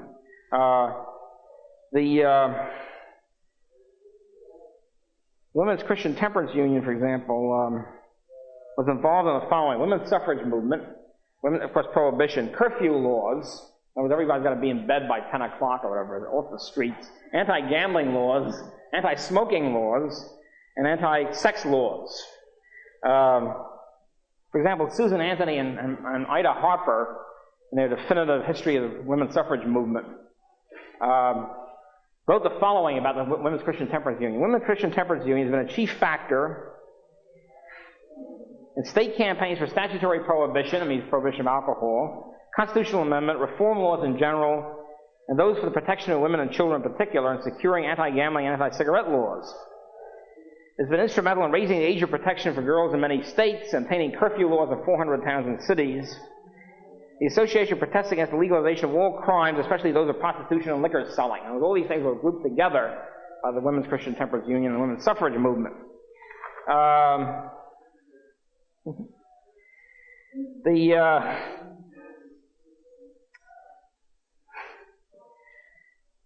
Women's Christian temperance meetings, as I said, emerged out of women's prayer, anti-liquor prayer meetings, which began in Ohio and swept the nation. The leading spirit of the Women's Christian Temperance Union, Frances Willard, was sort of typical. She was born of New England stock parents who had moved westward to study at Oberlin College in Ohio, which was a center of pietism for decades, center of ultra-pietist leadership. Later settled in Wisconsin. She became corresponding secretary of WCTU and then became the president a couple years later, and then became women's suffrage person and moved in the women's suffrage movement as sort of almost as one and the same. And so there were many Western states, or some Western states, had women's suffrage from the very beginning, and they was almost all put in by Pietists. These were Pietist states and put in by Pietists. This is one charming thing. There was a vote for a Colorado referendum about women's suffrage in 1877. It was defeated. And Susan Anthony is testifying before Congress and testifying why it was defeated. And she says, in Colorado, 6,666 men voted yes. Yes for women's suffrage. Now, I'm going to describe the men who voted yes, she said. They were native-born white men, temperance men, cultivated, broad, generous, just men who think. Those are the good guys. On the other hand, 16,007 voted no. Now I'm going to describe that class of voters. In the southern part of that state, there are Mexicans who speak the Spanish language. The vast population of Colorado is made up of that class of people. I was sent out to speak in a voting precinct having 200 voters. 150 of those voters were Mexican greasers. 40 of them foreign-born citizens. Just 10 of them were born in this country. The bitter attack on Mexican Americans, of course, again, being Catholic, voted against women's suffrage. And the same thing happened in California, where the ultra-pietists were in favor of women's suffrage and so forth and so on. Some of it also is the idea on the part of pietist women. It's a terrible thing to have low-type men voting where they can vote. It was really grated upon them. Here they were wealthy and upper-class WASP women, and here were the evil, greasy foreigners, Mexicans or whatever, who could vote even because they were men. That was part of the drive here. Women's suffrage comes in early and mid-90s in mountain states. We'll talk about that in a minute. In mountain states, there were Wyoming and Utah, and Idaho and Colorado, I guess, yeah. These are all mountain states, and they're all mostly pietists. The special thing in Utah was this, kind of interesting. Utah, of course, was heavily Mormon, and the Mormons were in favor of women's suffrage, because then the Mormons could outvote the other people. Because the Mormons, every Mormon had 8 wives or something. You have to then multiply the Mormon vote by 8-fold. So, that was their shtick. Another thing about the West in general, a lot of single men tended to be sort of grifters, you see from Western movies, sort of drift in and out of town, sort of unwholesome types. They figured that women can vote and have a more settled family-type voters against the drifter types. That was part of it. Frederick Jackson Turner, I've already mentioned him as the historian who popularized the frontier thesis. You have to realize about him that he was very much in favor of the frontier ethic, including pietism and everything else. To sum that up, he said, there's a great quote from Turner, where he said, in the arid West, that means the prairie states and so forth, he said, these pioneers from New England, in other words, originally New England stock, have halted and have turned to perceive an altered nation and changed social ideals. If you follow back the line of march of the Puritan farmer, we shall see how responsive he's always been to isms. He's in favor of this, remember. He is the prophet of the higher law in Kansas before the Civil War. He is the prohibitionist of Iowa and Wisconsin, crying out against German customs as an invasion of traditional ideals. He is the Granger of Wisconsin, passing restrictive railroad legislation. He is the abolitionist, the anti-Mason, the Millerite. The Millerites were, I shouldn't say crazy, I suppose. The Millerites are people who believe that the world will come, Jesus will return on March 1843. And they were, of course, centered in western New York. When March 1843 came and went, and there wasn't no Jesus return, it tended to discredit the Millerites. And they learned from that, by the way, the pre-millennialists, that you shouldn't make precise predictions of that sort, because you might be wrong. The women's suffragists, the spiritualists, the Mormon of western New York. That really sums it up. This is the WASP pioneer, the WASP pietist frontiersman. Because they tried women's suffrage. It passed in a couple of the mountain states, but not very much. In other words, these were gradual measures. They tried immigration restrictions. It didn't work. It worked a little bit, but not much. They tried women's suffrage. It worked a little bit, but not much. And another thing they did, which was more important in the long run, is they put in, the Republicans put in, during 1890, a bunch of crummy mountain states as states. And here are these mountain states. For example, in 1889, 1890, okay, in those 2 years, the Republican legislature puts in as states Idaho, Montana, Wyoming, and Washington. And Utah makes it a few years later, 1896. Now there were no people there. You have to realize there are hardly any people in Montana and Idaho now, much less 1890. There are no people. How can they be qualified as states? Notice what happens in their states. I mean, each of these crummy one-horse states has 2 senators. Okay, they're folding in a situation where there are 2 senators from states with almost no people in them. Why do the Republicans do this? Republicans did it because these were all Pietists. There were very few Catholics in any of these, or Lutherans in any of these states. These were Pietists. They knew darn well these would add to the Pietist strength in Congress and 2 parties. And these were all free silver states. They were inflationist states. They all had silver mines in all these states. And silver was the big cry of the inflationists in this period. In other words, we should have silver as money, not just gold.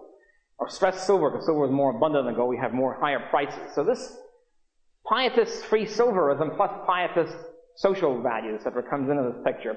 So the Republicans were able to fold these 4 states into the picture. This had a longer run more importance than the other stuff, even though it seems to be important. Okay, let's take a 10-minute break. We'll be back and celebrate. It happens in 1896. A big cataclysmic event. But the entire political party system changes. In other words, the party system I've been talking about, the so-called third party system, lasting from 1854 approximately, ends very abruptly in 1896. And the whole party system changes, the whole ideology changes, and the whole ethno-religious support for the parties changes. The question is, what happened? What's the story here?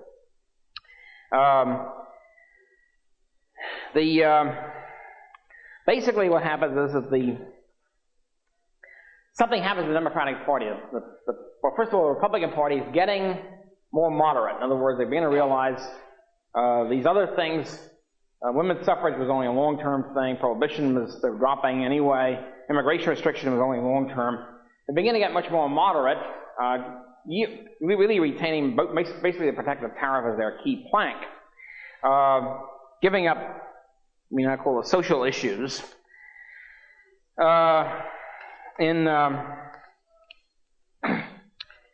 One of the things, even in the early 80s, for example, in 1990, when the Republicans were still in, they passed the Silver Purchase Law, the Sherman Silver Purchase Law, subsidizing the silver miners of the mountain states, and also, of course, contributing as an inflationary law. When Cleveland gets in, one of his first acts is to repeal the Silver Purchase Act, and we're to go back to a solid gold standard.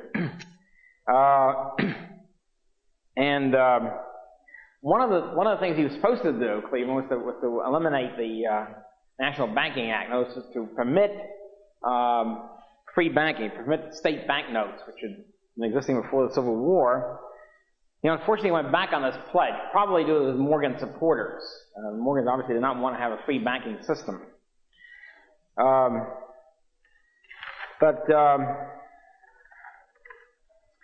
So we have a very different party, a very different party system. What happens in the convention of 1896, it was the Democratic Convention, is that suddenly, and this is of course was brewing for a couple of years at this point,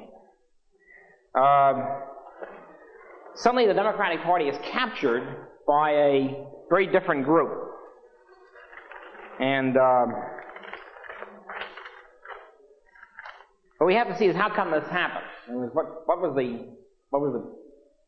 What paved the way for this? The Democratic Party is suddenly captured by an ultra-pietist group. In other words, by people who are much more pietist than Republicans, and who are very much in favor of pure status, in favor of inflation, free silver, government regulation, etc., and prohibition of almost everything.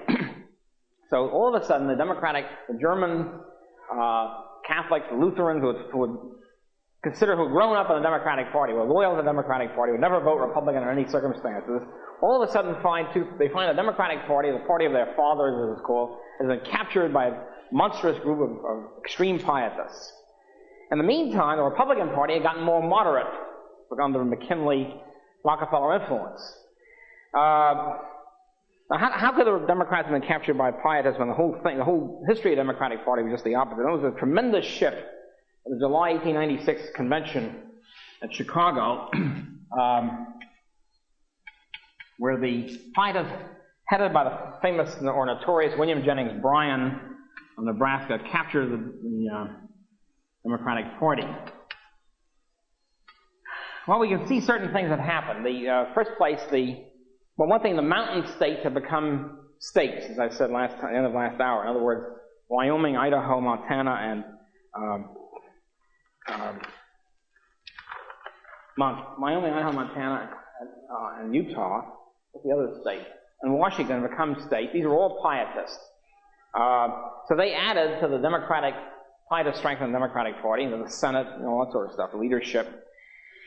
Another thing that happens is that in the Panic of 1893, well, before I get to that, so when you have the new mountain states, which are all pietists, then you have the South, which has been Democratic, of course, since the Civil War.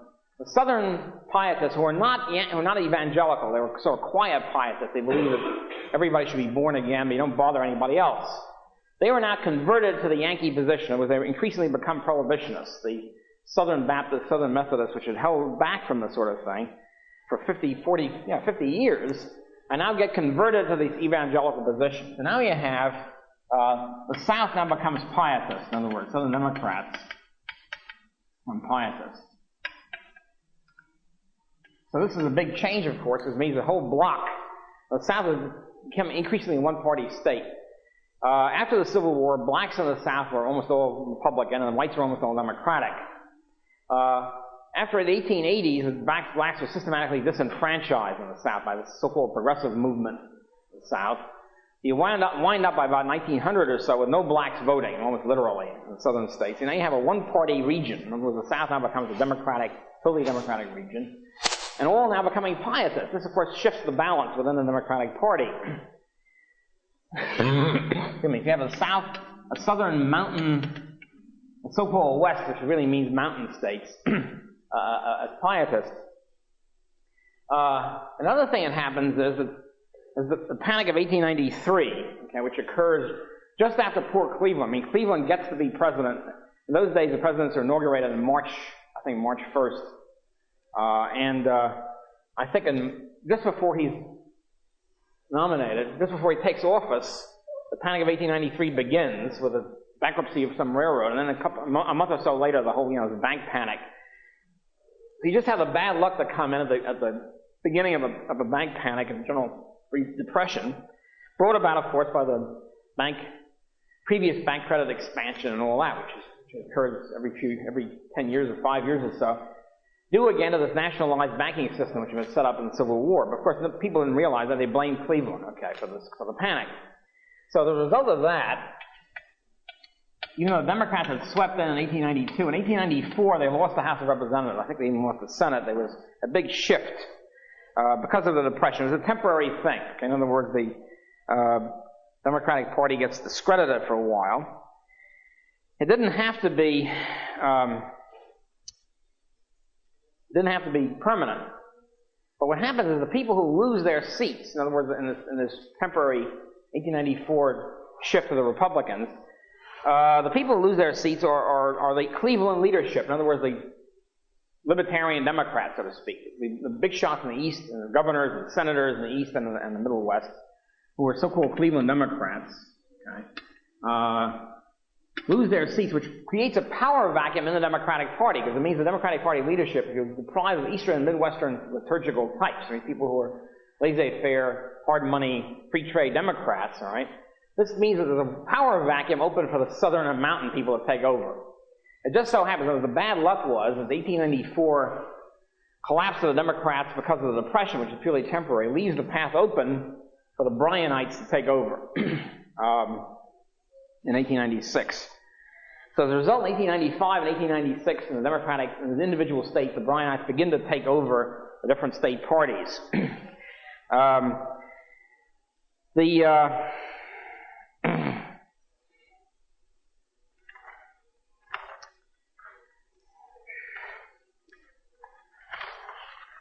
This is not really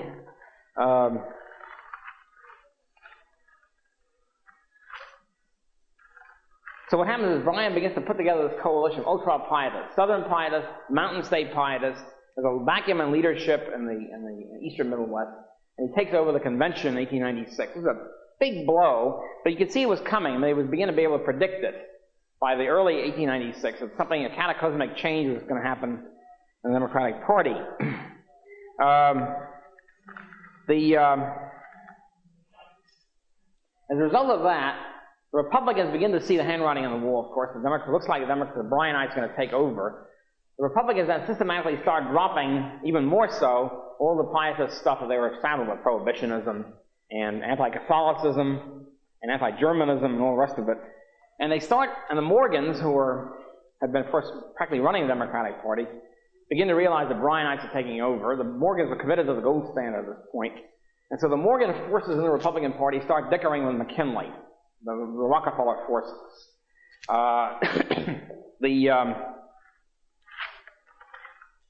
The Morgans were pushing, the Republicans had their convention, I think, in June, in other words, a month before, in St. Louis. And the Morgans are pushing for Levi P. Morton to become presidential nomination. Levi P. Morton had been the vice president in the Democratic ticket, in other words, in the Cleveland administration. He was the the first one.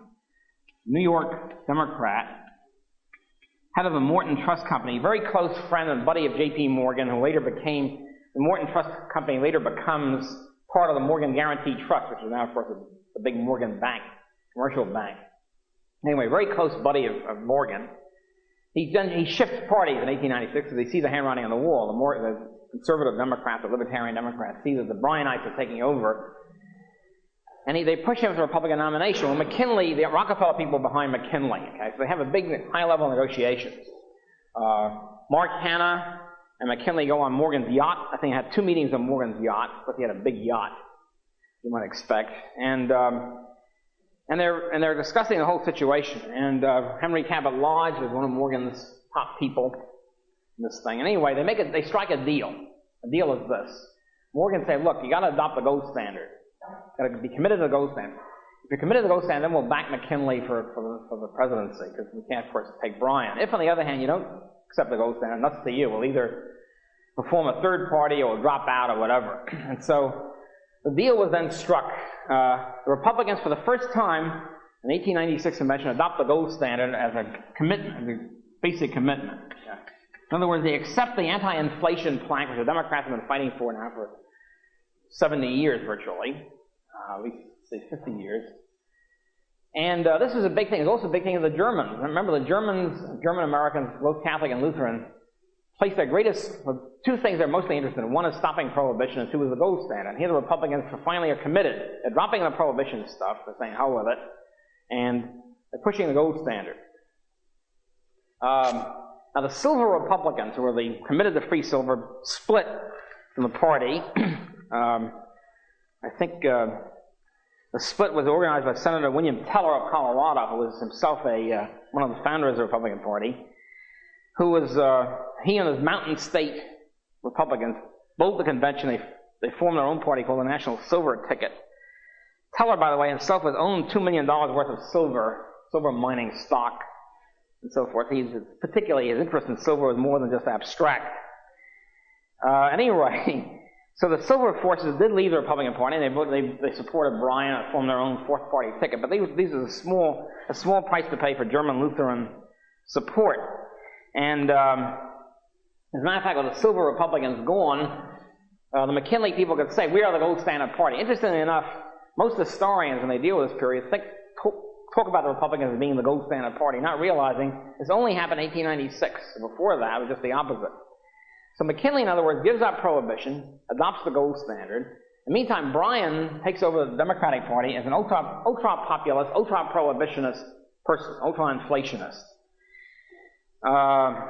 So As a matter of fact, the first step at the Chicago Convention, the Democrats, the first vote was, should we honor Cleveland? After all, Cleveland's still the president. Okay? He's had 2 terms in office. There's an anti-third term tradition, so he's not going to run. The first vote was, should we honor Cleveland? So, which is sort of a thing, you almost always do that, but it was voted down by the Bryanite Convention. When that happened, of course, Cleveland people knew the jig was up. As a matter of fact, the Cleveland people, from then on, Cleveland and his supporters kept saying the Democratic Party is dead as we know it. That was the party of our fathers. They would put it as dead. Bryan was a Southern stock Pietist born in Southern Illinois. He was a Southern Baptist. He was, of course, a great believer in compulsory morality and safe social atmosphere for the righteous and prohibition and all the rest of it. So, of course, as I say, then the question is, what do the laissez-faire Democrats do? Okay, what do they do about this? Bryan is taking over the party. Now, it seems to me if they had any guts, they would have formed a third party. They said, okay, the Democratic Party's taken over. We form hereby a laissez-faire party, whatever you want to call it. They didn't have the guts to do it. Some of them wanted to do it. Others said, well, we don't know. Maybe we should be pro-McKinley. Some of them did form a National Democratic Party called the Gold Democrats. But only a few of them, and they didn't have the guts. They didn't want to. The Eastern Democrats wanted to keep their control of the Eastern Democratic Party, which they lost anyway. And so the whole thing sort of fell apart. But basically what happened was that most liturgical Democrats, Cleveland Democrats, voted for McKinley. In other words, the bargain was struck. McKinley's not so bad anymore. He's given up prohibition. He's pro-gold. And so there's a big, enormous shift by German Catholic and Lutherans to the Republican ticket for the first time. Polish Catholics, even Polish Catholics, I mean, dedicated Catholics, many of them voted Republican. Huge shift both ways. There was a huge shift out of the Democratic Party by Catholics and Lutherans, and a big shift into the Republican Party into the Democratic Party by Pietists, Scandinavians, all that sort of stuff. The shift was more pronounced, since the Republican Party change was more gradual in the Democratic Party. The shift out of the Democrats was more severe. In other words, a big, enormous shift. There was also a counter shift of Pietists, prohibitionists. Matter of fact, the prohibitionists more or less liquidated themselves into the Republican Party, into the Democratic Party, as the populists did too. They just became Democrats, basically. So the whole ethno-religious thing shifted. And something else happened. See, in the old days, there was no rural-urban split. In other words, there were lots of farmers who were Catholic and Lutheran and et cetera, et cetera. There's no big urban-rural split as there is now, even. Most historians talk about the Bryanite movement as if it's an upsurge of all the farmers in the country against the rich. Okay? If it was really true there was a big upsurge against the rich, how come Bryan was crushed in the general election? He was crushed 3 times, as a matter of fact, 1896, 1900, 1908. If you had a mass popular uprising, because most historians tend to be pro-Bryan, being left liberals, they identify with Bryan. If Bryan represented an upsurge against the rich, against big business, how come Bryan was always crushed every year? There's something wrong, peculiar about this. Also, farmers did not vote for Bryan particularly. Again, the breakdown is Catholic and Lutheran farmers voted for Republican, and Pietist farmers tended to vote for Bryan. It's a very simple breakdown, ethno-religious breakdown, except now it's just the opposite from the old days. So, what happens to the Democratic Party from now on is, from then on, it begins to become the ethnic group which least defected from the Catholics is the Irish. In other words, the Germans defected en masse, the German Catholics and Lutherans, and the Bohemian Catholics and whatever. The ones who really stuck to the Democratic Party were the Irish. Basic reason is the Irish essentially went into civil service.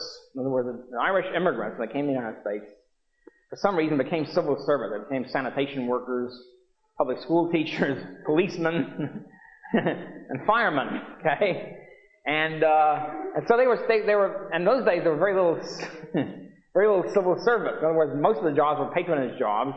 If you left the Democratic Party, it means you're out of a job. You couldn't afford to leave it.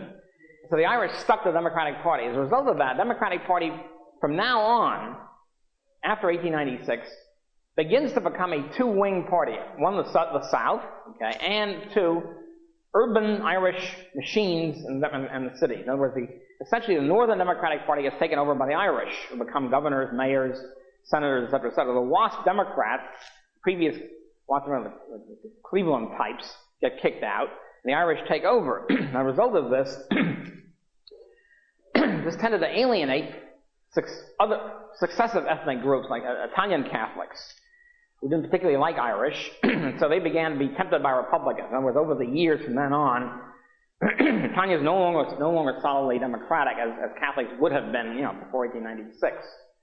So you have a strange situation where you have the Democratic, we begin to get then, in other words, after 1896, completely new party system. The Republican Party becomes the majority party. It's no longer a big, very close race, except for Woodrow Wilson. Yeah.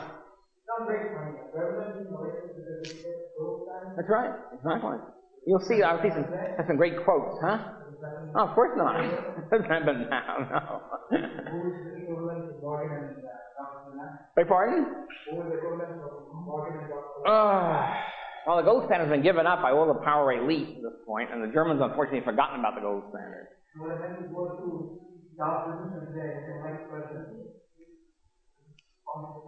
Well, it's oh no, that's not true. Well, yeah, it's a little different situation now. Since World War II, the Rockefeller-Morgan types essentially run the establishment of both parties: establishment Democrats, establishment Republicans. Whereas, say, Reaganites are more the Sun Belt, South and West, essentially Texas and Southern California, the Sun Belt type. This is post-World War II development. Before World War II, the Rockefeller-Morgan breakdown more or less holds. Since World War II, it's very different. The Morgans have become junior. Quiet, please. Hey, quiet, please.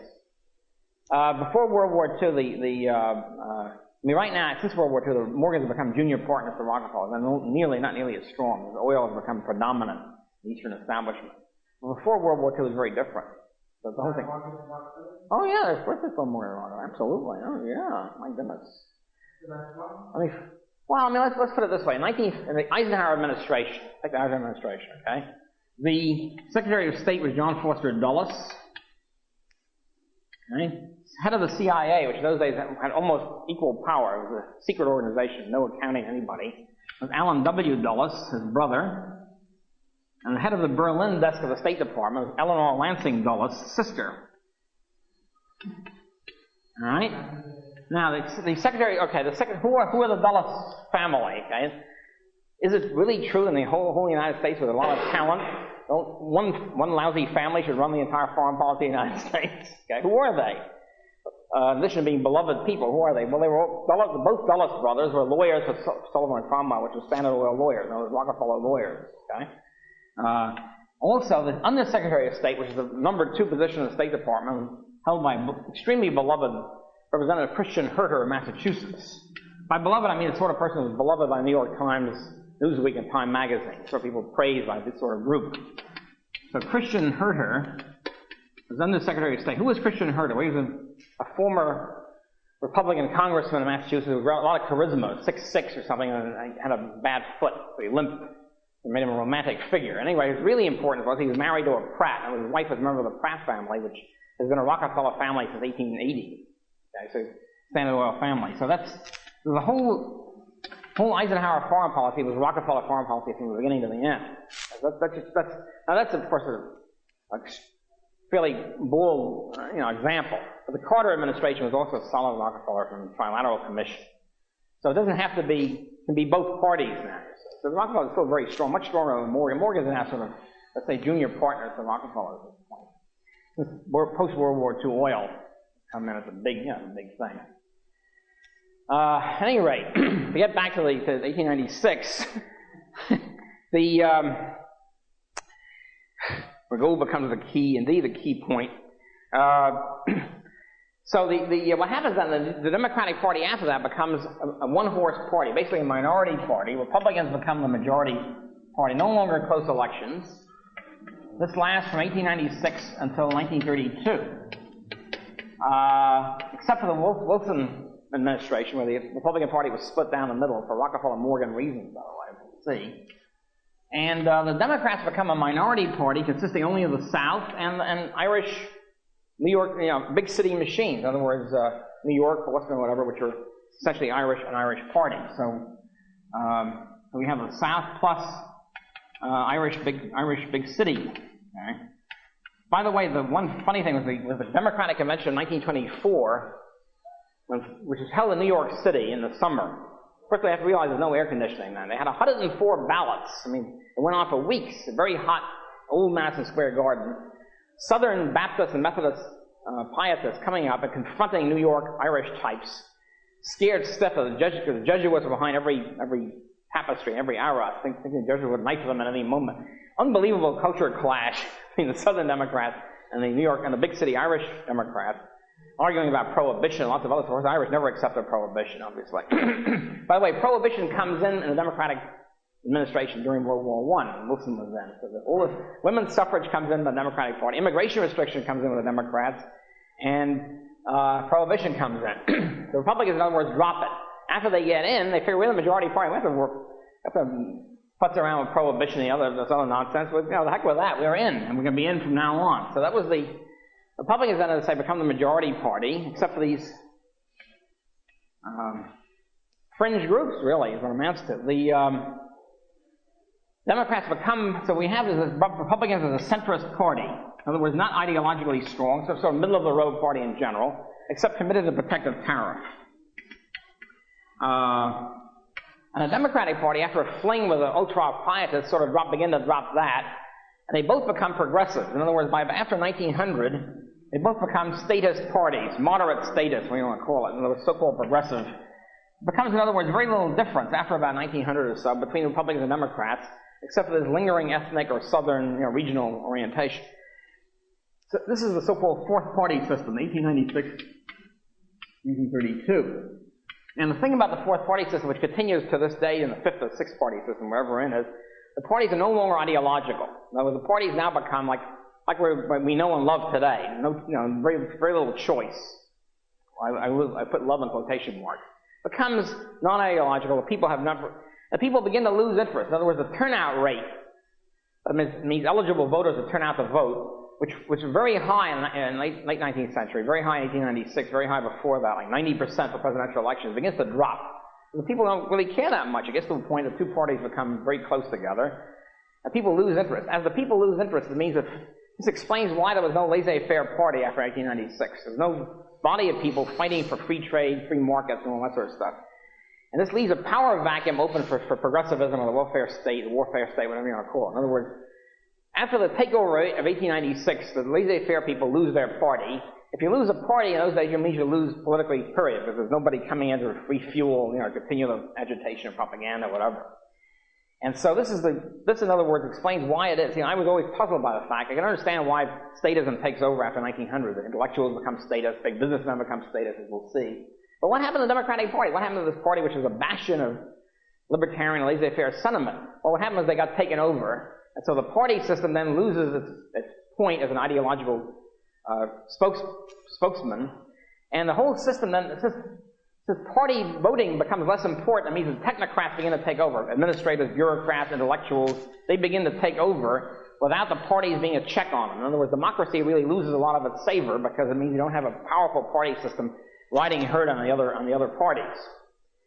I mean, for example, and if you do have two parties, they collaborate. For example, how come the Queen's Republican Party says nothing about the Queen's Democratic trickery here? They haven't said a word. They probably won't because they're all in cahoots together anyway. There's no antagonism. It's not like the good old days where each party hated each other's guts. Now there's nothing to hate them. It's just a bunch of sort of crooks in it together. So why rock the boat? You don't have the great ideological passions that you did when you have pietism versus laissez-faire, that sort of stuff. That's all shot from 1896 on. Anyway, some marvelous and lovable stuff. I just want to quote one thing here about the reaction of the Germans to the Bryanites. I think is extremely lovable here. Where is this? Wait a minute.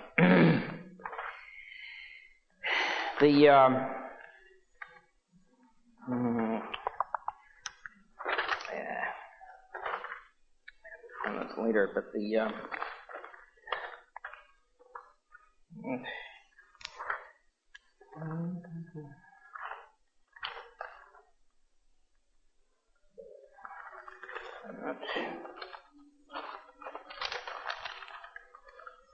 not it.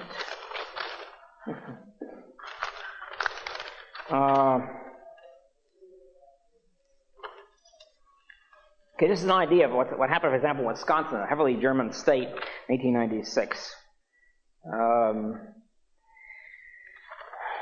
Okay, for example, in a couple of townships where the very heavily German Lutheran in Wisconsin, there are two townships where the thing is striking. The other parts of the state aren't that striking, but it's still, one is Hustisford Township, Wisconsin. The other is Theresa Township. And in these two townships, in 1892, these are all just solidly German Lutheran. That's how we can know how the Lutherans voted, because these were all people settled here. It was not a melting pot in the United States. It was a mosaic. Every little parish was different. So in this township, which was solidly German Lutheran, okay, in 1892, the vote was 85% Democratic, enormous, 91% in Theresa. It was almost unanimous. In 1894, because of the Depression, there was a slight falling off. 82% Democrat, 81% Democrat, but still very solid. In 1896, because of the Bryanite takeover, Hustisford Township voted 46% Democrat and 43% for Theresa. Enormous, I mean, dramatic shift. They never voted Republican in their lives.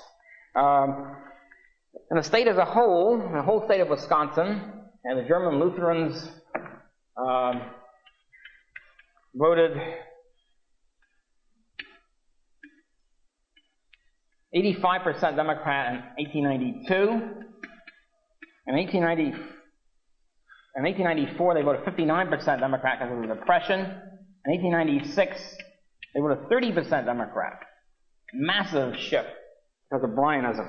One very charming thing is there was in Milwaukee, running for Democratic congressman, was a guy named Richard Schilling. He was a Bryanite. He has a meeting before the German masses of Milwaukee, trying to explain to them what now be called Freemanite or Keynesian monetary theory, namely, why you don't have to have gold as the money. And he says, you don't have to have gold as money. Anything else would do just as well as gold, he said. The German masses of Milwaukee, he said, you could have silver as money, you could have paper or copper or paper or sauerkraut or sausages. Could do just as well as money. At that point, the German mass of Milwaukee hooted him off the stage, threw eggs and cabbages and all that at him, drove him off the stage. The Republican Party, now being committed to gold and being very shrewd, immediately coined the slogan "Shilling and sauerkraut money, and swept Milwaukee for the first time in many years for the Republican Party. So that's the sort of stuff that happened. It was and not only that, but the Johann Most, who was the German head of the anarcho-communist anarchist movement, it was German. And don't forget, the communist anarchists were in favor of abolishing all money, period. Okay, the compulsory abolition of all money. He came out in favor of the gold standard in 1896. I think it was charming. So dedicated to gold with the German masses, he finally had to come out. He too was in favor of the gold standard. As the Illinois Stadtzeitung said in 1896, the German-American paper in Illinois said, looking back on the election, on the German electorate, they said, the Germans have had many complaints against the Republican Party, which annoyed them continually with prohibition laws, Sunday school laws, Sunday closing laws, and school laws. The Germans consequently turned their backs upon the Republicans. The result that Cleveland was twice elected. And if the Democrats had not inscribed repudiation, bankruptcy, and dishonor upon their colors as a result of their union with the populace, I mean Bryan, the Germans would have supported them this time also. So that was the kind of a hallmark of the shift, the Democratic shift. And we get into a fourth party system, a very different, non-ideological party. Republicans winning most of the time. And this only changes with the New Deal, with the Depression in the 30s, when we get a Democratic Party system, basically, lasting another, until, say, the 70s. Okay, that's enough for today.